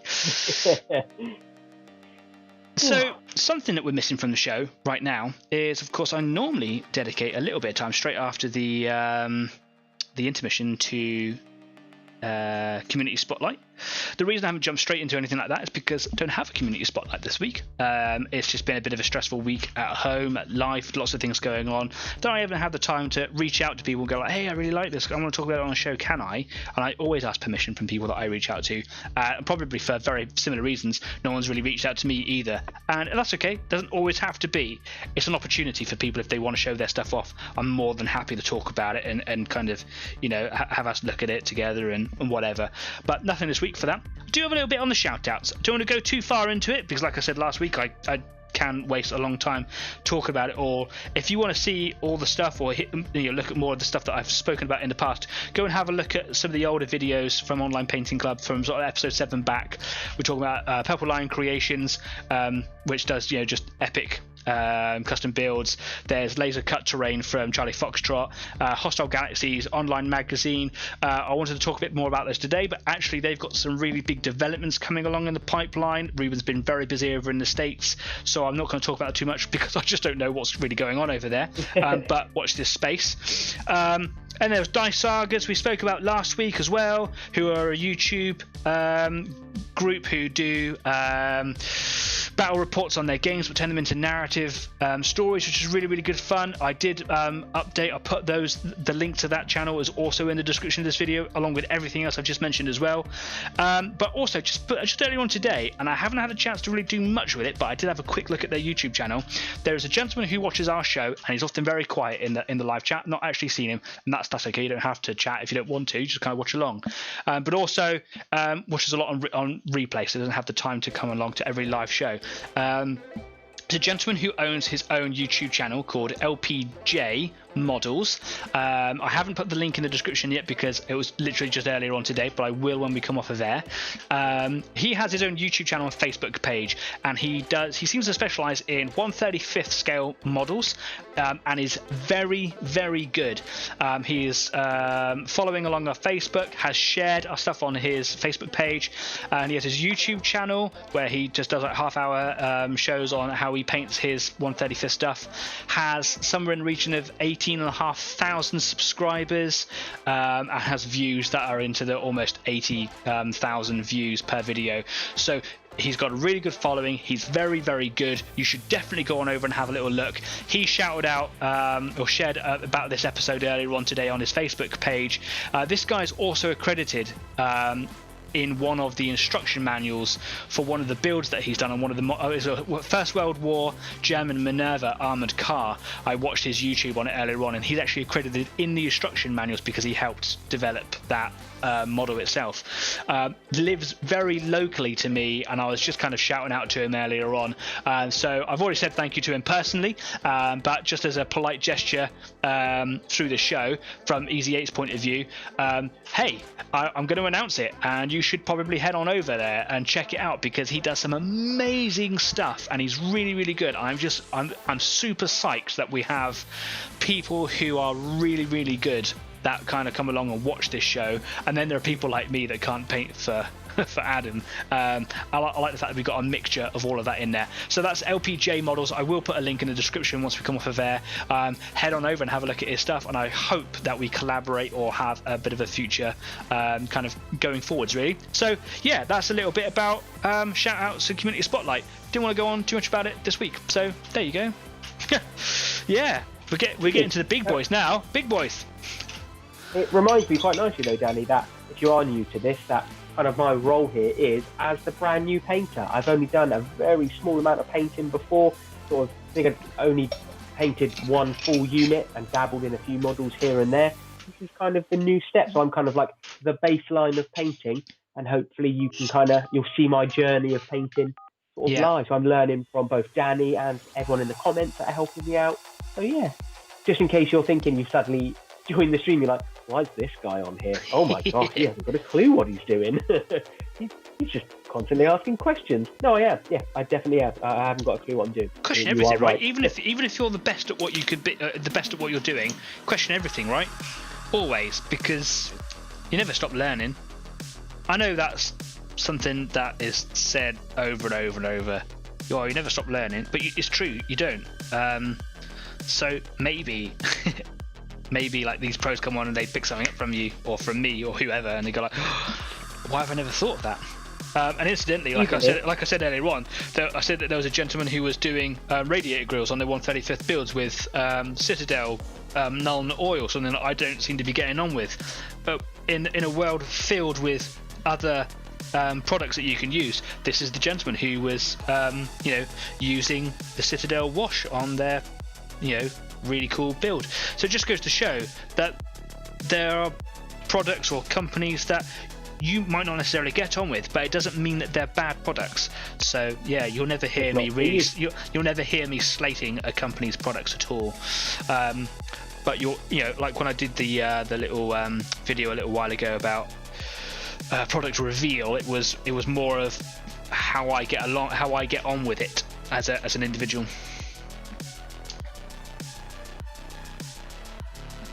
Couple of comments going in there. Head torch. That's funny enough. That's exactly what Danny said to me before the show. We were just talking about lighting a little bit. I've used a head torch for doing lighting before. It's not ideal, but it helps. It really does, and you get some really good quality ones out there as well. Luke's putting there for lighting. I use an IKEA lamp that clamps to my desk, and I can easily move with a little force. I mostly move it with my head to get the angle I want. Yeah, these particular lights, these newer ones, they're angle poised, and they've got little finger tightening clamps on them, so you can like lock them in position, which is kind of really cool. That really helps with the broadcast side of things. Really, I can kind of position them. So if I know I'm going to be doing a lot where I'm not going to be doing so much painting, and I can position them so they're on my face, so that you can see my beautiful features better. Something like that. But I find that that the two of them here, even though they are really quite bright, on the screen it just looks a little like it could do with a little bit more. So I might just get a couple more of them, and that just might eliminate a little bit of shadow, which might kind of help just the general screen contrast. But also I've noticed that on playback, because I review every video, because I think I'm a funny guy, and I will laugh at that later as well. But I find that at least that's one person laughing. Okay, I find that the lighting seems to be better on playback, so you guys are probably seeing a better light quality than I am through the software that I use to kind of broadcast out to you. That's fine. Right, here we go. I'm taking a bit of a risk now, Danny. I'm going off script with my painting. What are you doing? Oh, well, I really like the sort of that aquila across the. I think that's the right word. Yep. Oh gosh, please pick me up. The I'm chest wrong eagle. there, guys. Let's call it the chest eagle. Yeah, the chest eagle, the good old Space Marine chest eagle. I left it black with sort of like grey and white dry brushed highlights on it, and it looked really good. I was really happy with it. But I'm going to try a gold dry brush over the top of it, just to see how it comes out. If enough gold kind of comes off onto it. It also doesn't help. I've only got quite a large dry brush. Have you got a smaller brush that you don't mind kind of ruining because of dry? I had a quick search for one this afternoon. Yeah, just to make it a dry brush, but I don't have one. I asked my other half, who's an artist as well, if she had one that I could steal, but she had some old brushes, but they were old because they were full of glue. And I was like, no, that's not quite going to work. But okay. In future, I do plan to do a little product reveal on some brush cleaner. So watch this space. Don't get rid of those brushes because I might be able to save them. And if not, then they're always useful for doing, like gross work with or whatever. Yeah. But for your partner who might want to save her brushes, I might have the product for you. But more on that another time. It's worked, Danny. I'm happy. Has it worked? I'm happy. Yep. Excellent. Got to be delicate now. Don't be ham-fisted. Don't rush it. Because I've done everything else around them. Very conscious of messing it up. I'm getting it all over the beautiful red that I've done.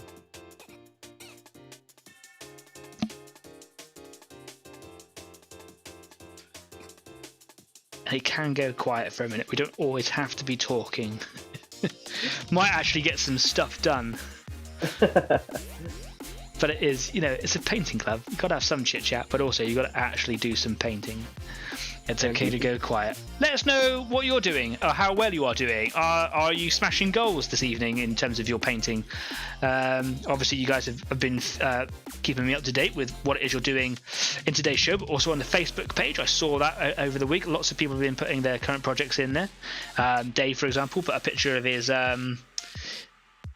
green gene stealer cult people on the Facebook page, where the skins are green as well, because he says that they're on a jungle planet, and he likes the idea that there's like a not a fungus, what's the word I'm looking at, algae that kind of is present on the planet, and it changes the pigment of their skin so that they're kind of green, and their uniforms are all green. They all kind of blend into it like a natural camouflage.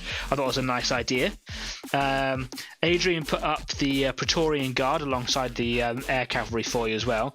And the Praetorian Guard, did you see the Michael Caine model? Yeah, brilliant. If you don't know what I'm talking about, you should head on over to Easy Edit Facebook, go to the community tab, where you can add your own photos if you want to, show us what you're doing, but you can also see what Adrian did or what Adrian's been painting, and that is a Zulu Rorke's Drift Michael Caine with 40k weaponry. Model, go and get yourself a copy of Zulu, go find where Zulu's streaming, and watch that phenomenal film. It really is really good, isn't it? An incredible film, an incredible story. I spat again. So sorry to my viewers. What have we got, Jeff? I've got hundreds of brushes. Oh, that'd be absolutely fun. Look at that, the community spirit of the painting club. that would be absolutely fantastic if you could get them to Danny. Hundreds of brushes you can have. Brilliant. Yes, fantastic. That'd be amazing. Obviously, we've got to consider the pandemic at the moment, but perhaps we can work something out. Maybe he can send them down to you, and you just kind of like quarantine the package for a couple of days or something, like you would any kind of package needs to be delivered. I'll see what we can arrange something like. And you're right, community coming together. That's a proper club, right? Yeah. Oh, that'd be fantastic. Thanks, Jeff. I've got a load of brushes, whatever, but I use them all at the moment. Brush you don't care too much about anymore. It's going to be filled with plaster, you know that, right? Knowing all the stuff that he's got. I'm losing you again. Sorry, Danny. I'll sorry. A quick update for anyone who's watching or coming in later. Is that Kyle is experiencing audio issues at his end. We have determined that it is problems at his end, and it is probably just a data overload because it's the we're obviously in the UK here. We're in to our third lockdown, so yeah, he's getting a lot of audio clipping and cutting out, and apparently I have robot voice, which is no good for him.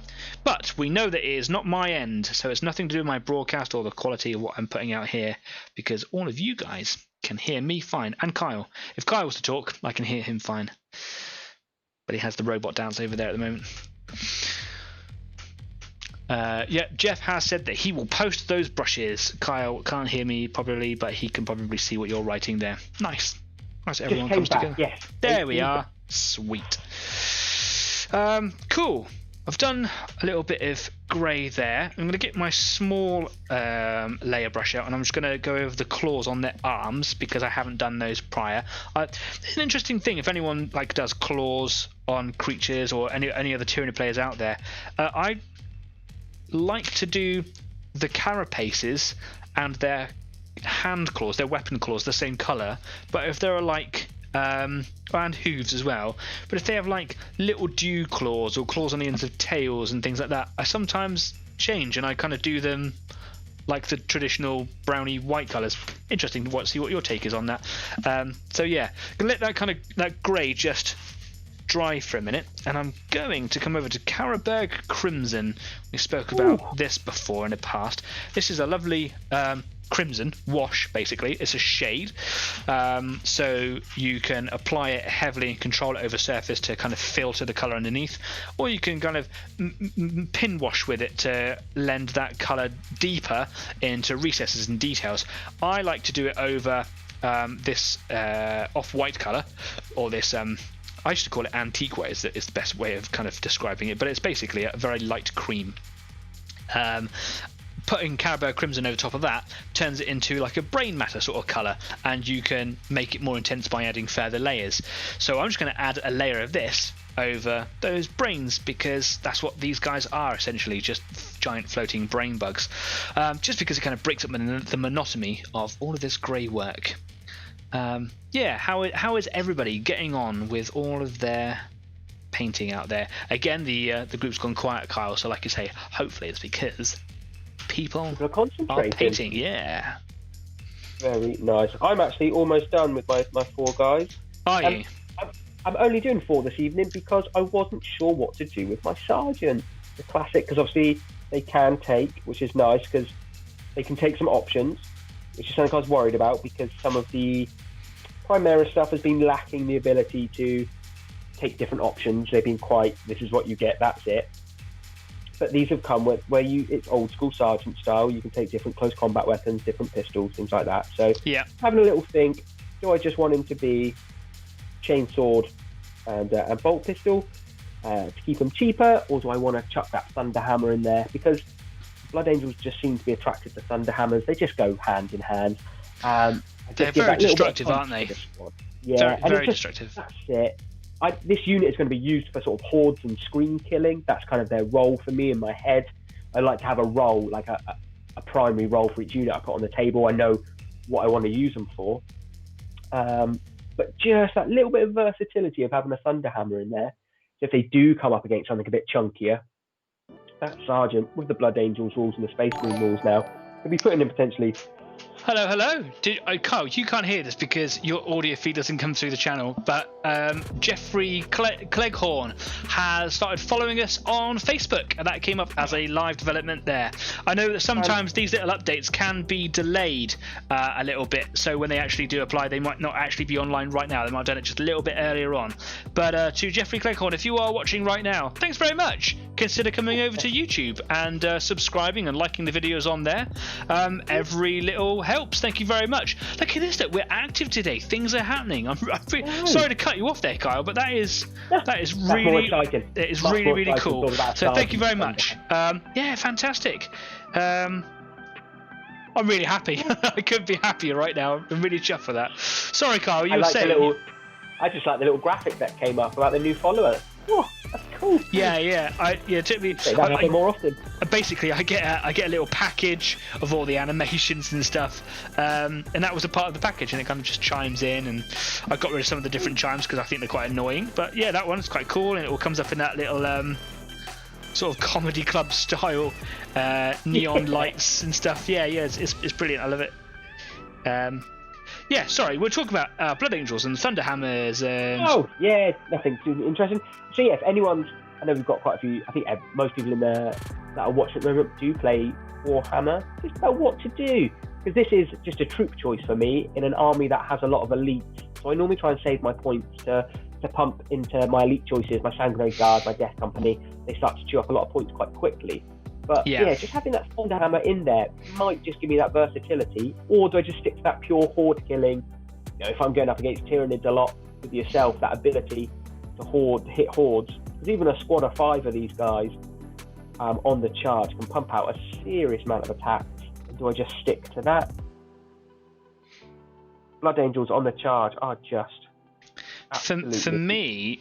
That versatile damage dealer when I play Space Marines, because I play Raptors, they're almost like the opposite to what you do. You guys are focusing very heavily on close combat with fire support. Mine's all about marksmanship teamed up with maneuverability in close combat. So for me, what I like to do is I like to take a Devastator squad, which is like the heavy weapons squad, the traditional heavy weapons, and there's something about just the heavy bolters. They just do it really well because they're such a high damage standard anti-infantry weapon. They can be used on light vehicles, and because there's 4 of them and they throw out 3 shots each, well, that's 6 shots that are potentially vehicle damaging, not battle tank damaging for sure. But light vehicles. But you still could whittle them down, or it could be like the decisive end wound on a vehicle, because obviously in 7th edition we saw like the vehicle damage charts be removed, and they came in with damage like wounds and things, so you can just kind of whittle them down with constant gunfire. I don't know if that's actually still a thing in 9th edition. I hope it is, because I quite liked it. It was a nice change.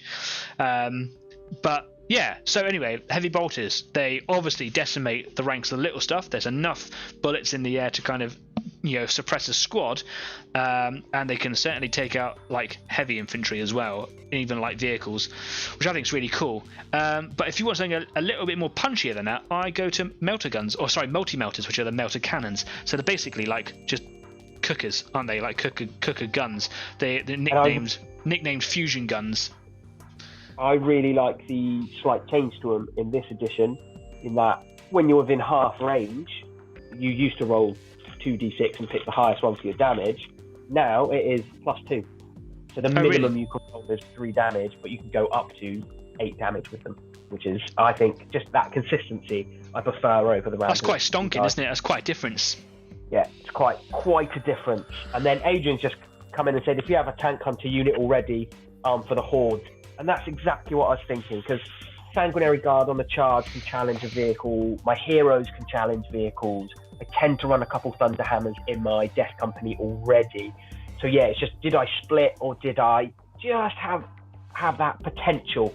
Because a Sergeant on the charge probably has, what will he be rocking? Sort of 4, maybe 5 attacks on the charge with a Thunderhammer. He can challenge sort of support characters with that, but I've got that ability already with the crazy Blood Angel elite combat units.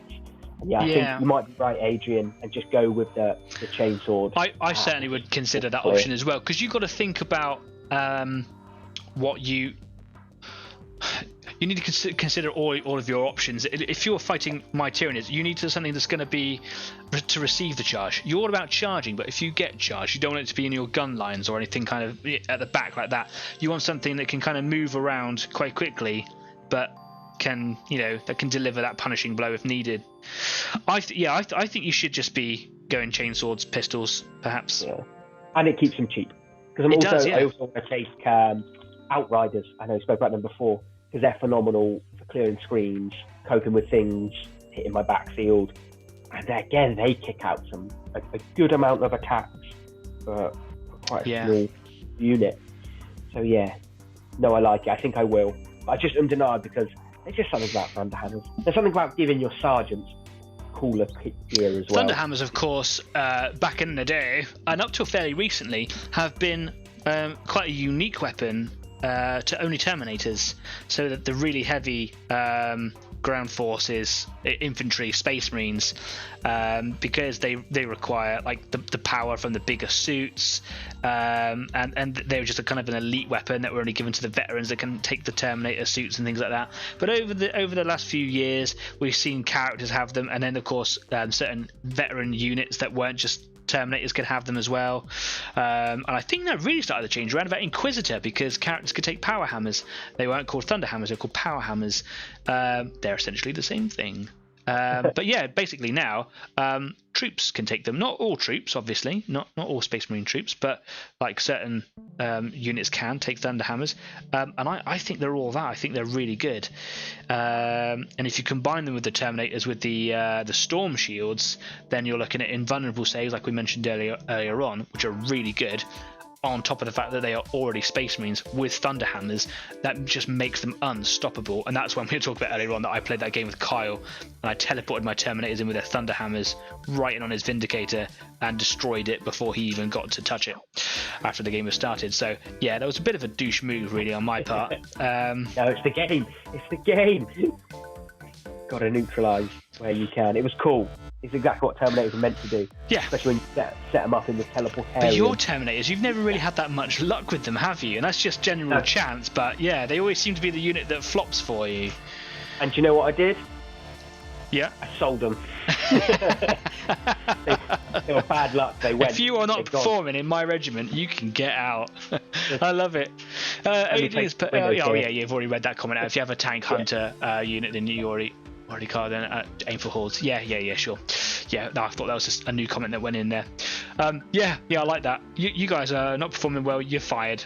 eBay. I gave them their warning. They got the warning. We had to sit down, put it in writing. They had, got a performance review in place. They had some targets to hit. They failed. I'm a man of my word. They had to go. You can tell that Kyle and I used to work in people management in the office, can't you? Yeah. Yeah, they had to make that move on, and hopefully the transition went well. And they're doing someone else proud. Yeah, but of course. It just didn't go with that start. At that time, I was running pure Vanguard forces, so just elites. I wasn't running any troops at all. No.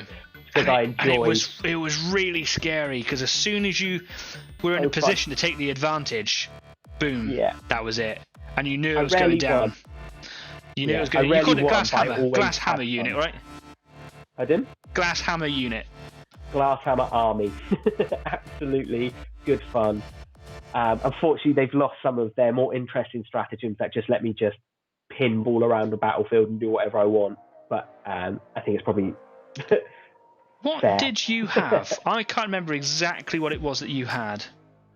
I ran 2 units of Death Company, some Sanguinary Guards, some Terminators, Chaplain, Captain, and just great fun. Because it was your assault unit and your assault captain that came in and murdered everything behind my lines and then just popped off. Bye, which you can't normally do. It was a Death Company unit, and my captain just jumped in. Deleted all your synapse. Oh dear. Yeah. Synapse keeps everything together, and I thought I was on a winner because I had all my Synapse at the back, and it was a real wall of claws and teeth to get through it. And then Kyle just negated everything, popped in there, killed the key units in one shot, and then just popped off. Yeah. The one we don't talk about, actually, I didn't use them very often, but was my Tau, because I wanted a different style of fighting. I was wondering if you were going to bring those up today. Yeah. Yeah. I remember playing your Tyranids with them, and we used the cards where we come up with the battlefield. Oh yeah, open war card deck. Fantastic. Yeah, the open war cards. Absolutely love them. I know we talked about them before and I rave about them. And it worked out the worst setup for you. It's where we set up on the short board edges. You had to slog up the pitch against a Tau bunker. And I just absolutely whittled you down. It's great fun. You're very tactical. You did everything you could to reduce your losses.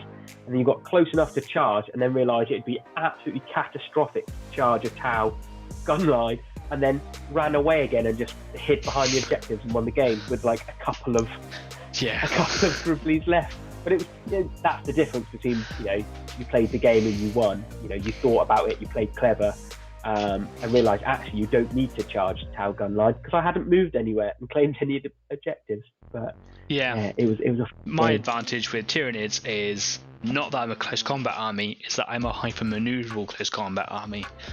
I can't compete with the maneuverability against like Eldar and whatever because they have skimmers and stuff like that. But then I can take those out of the air with a well-placed venom cannon shot. So yeah, I like the way that all the armies, whether it was something that was out of design or not, like the way that it all kind of works together and against each other, I think is very, very good. Yeah, I'm looking for.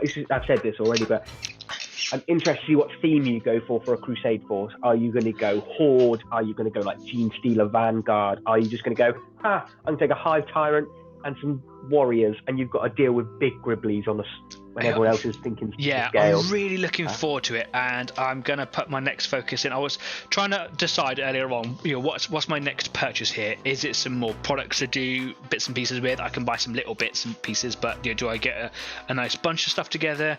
Do I get some new lights, or do I get some new brushes? I really would like some new brushes. The Raphael Kalinskis I would really like, or do I get the rulebook for 40k? I know I can't play any games necessarily yet. I mean, we might be able to play them online on a tabletop simulator, but that's not the same as having your friends around, is it?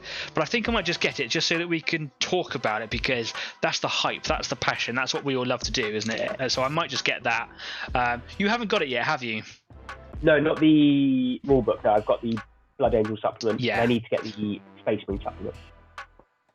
That's cool. That's cool. They've done it. It's a bit of a pain. They've done it this time round, but they've not put all of the data sheets in the Blood Angels supplement. Oh, right. So you have to get the Space Marine thing to go along with it as well. Yeah. So in the Blood Angel one, it's only the Blood Angel specific unit. Hey, Games Workshop, if you're watching right now, come on. Yeah. Knock that off. I'll give it to them. They've made it cheaper. They have made the Blood Angel supplement cheaper than the old codexes used to be. That's fair. But still, it's a bit of a pain. I've got to get both. Yeah. Oh, well. Haha, you've chosen one of our favourite things. Now you've got to pay more. What? Yeah. Yeah, okay, cool. Thanks for that.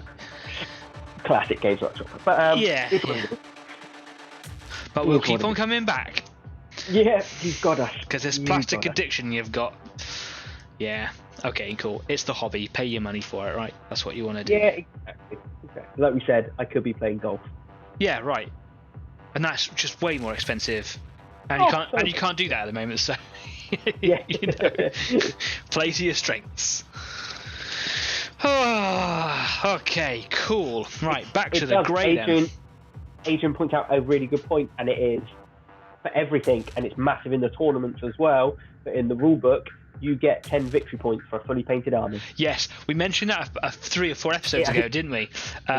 Yes. So let it be known that Easy 8 Online Painting Club is here to help you get that 10 victory point bonus. Who doesn't want that? I want it. I just had a thought, Kyle, while you were talking there about what I'm going to do for a Crusade force, and I really want to get that campaign on the go, is that we might be able to. This might be the window that I've been looking for. Remember last week when I spoke about Dice Saga, the gentleman with the YouTube channel where they do their narrative battle reports, as that perhaps that might be an opportunity for a collaboration there. Guys from Dice Saga, if you're watching right now, or if you're watching later on, maybe hit us up on Facebook or in the comment section of this video. Let us know what you think. Perhaps we could play some games, and you could provide some sort of narrative feature as a part of your channel, and we can help promote each other. That would be great. That would be playing into both sort of courts there, is that we can make our crusade forces, they can come on as part of a guest spot or something and do some painting with us, and then they can help us create a bit of a separate offshoot, a dialogue or a narrative to our games. That'd be kind of cool. What do you think? That'd be great fun. Any excuse to play, but that'd be a great way of doing it. And again, combining as well. I really want to kind of drive Easy 8 into that kind of collaborative mindset. So people out there doing different things to us, let's try and get in on the action and help them, support them, and include their different things. This doesn't sound like much, I know, because a lot of people listening do a lot of painting anyway, but I've purchased 2 units and painted 2 units. That's the first time I've ever done that. I'm so excited to I'm going to put, for the first time ever, a fully painted army on the table. Excellent. I'm only is that 2 units? Is that an allowed force then, is it? No, but I just mean that momentum is coming. I'm only I see. Once I've painted. It's coming along really nicely. So it's getting there. Really, really chuffed.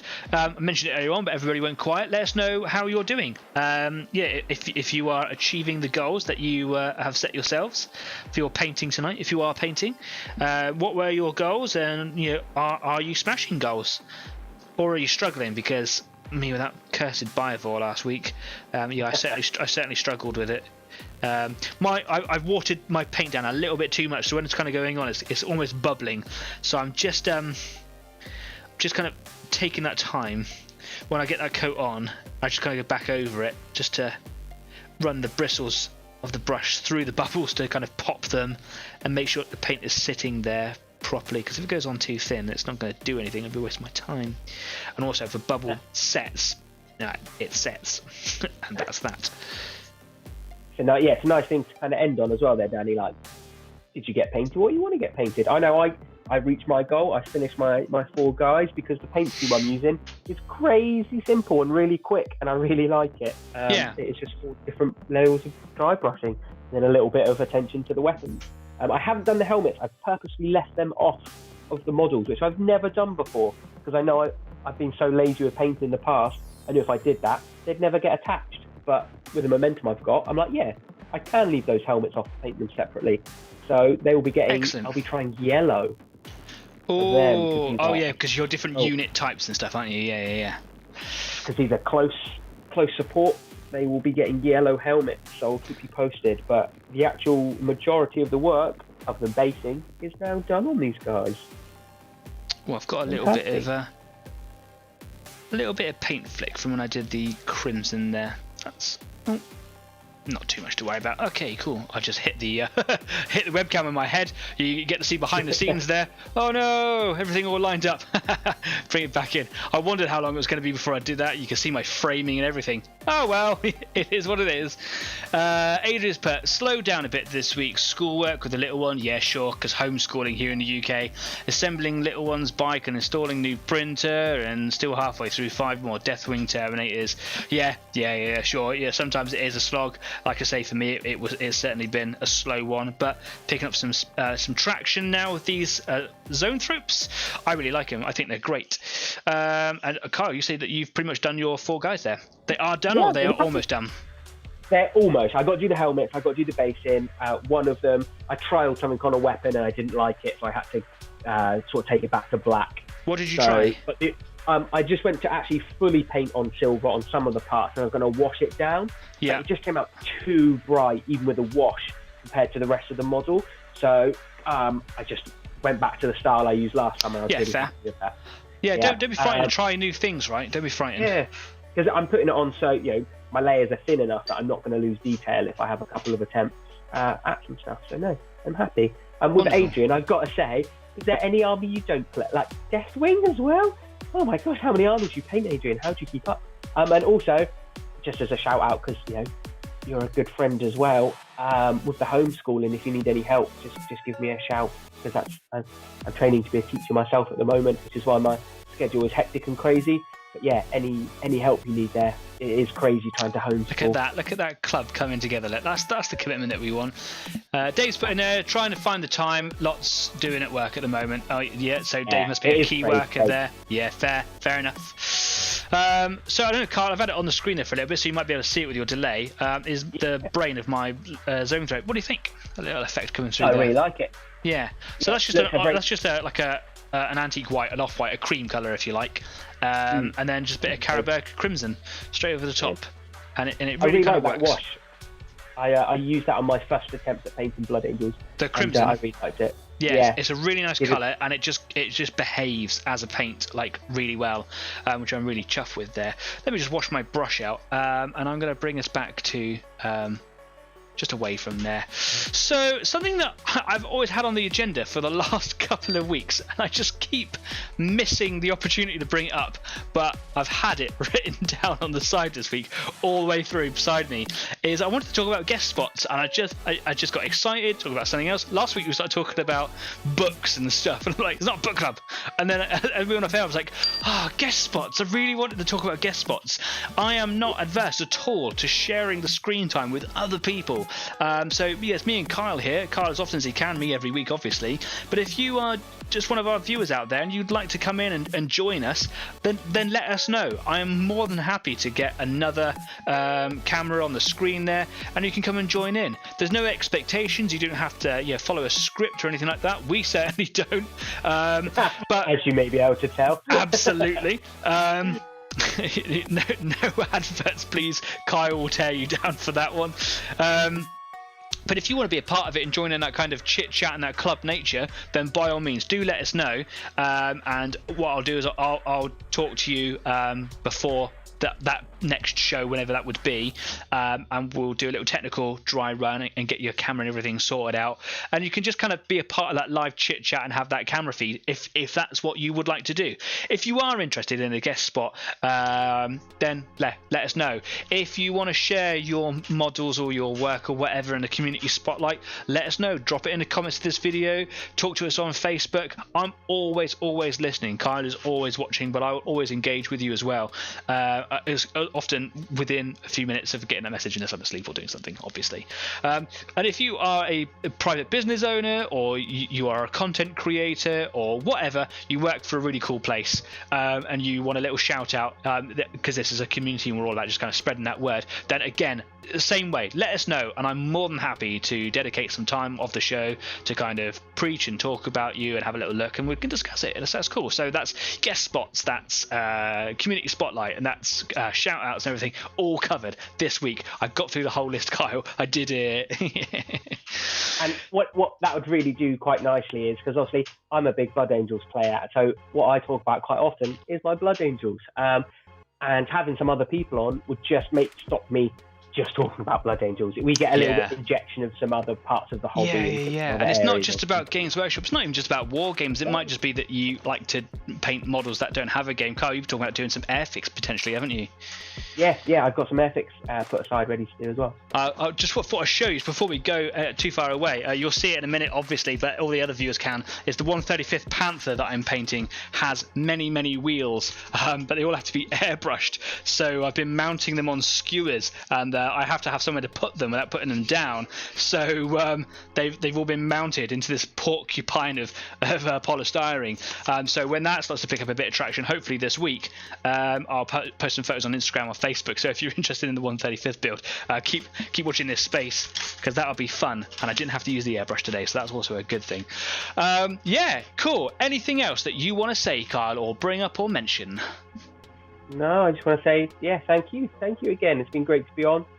Yeah, it's been. Thanks for coming along, man. And thanks for all of our viewers who've been contributing in the live chat or just kind of getting something out of this today. And thank you, obviously, to the new subscribers and followers who've been coming along during the show. That's been fantastic. So before you go, something that I don't normally do, but I should probably get into the habit of, and that is, please, if you like what we do here, or even if you don't and you just fancy helping us out, please like, follow, and subscribe on Facebook, on YouTube is the one which we really do. And follow us on Instagram as well, because every little bit really helps us. Hit the notification thing in the YouTube, you know, the little bell, ding-a-ling, get the notifications, but the subscribes are really what help us, so do consider that. Thank you very much for all of your time and everything so far. Next week, episode 10, really looking forward to it.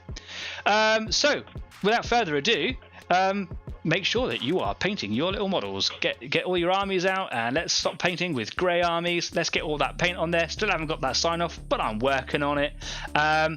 So from me, I've been Danny. Stay safe and have a really good week until next time. And then from this guy, I pointed in the wrong direction. From this guy, I've been Kyle. Thanks very much, guys, and always appreciate the help. And I will get either a picture of my guys onto Facebook, or I'll get the picture to Danny because I'm terrible with using Facebook. So yeah, you see how it's all coming along. Thanks very much. Take care. See you all soon. Cheers for now. Guys. Bye bye.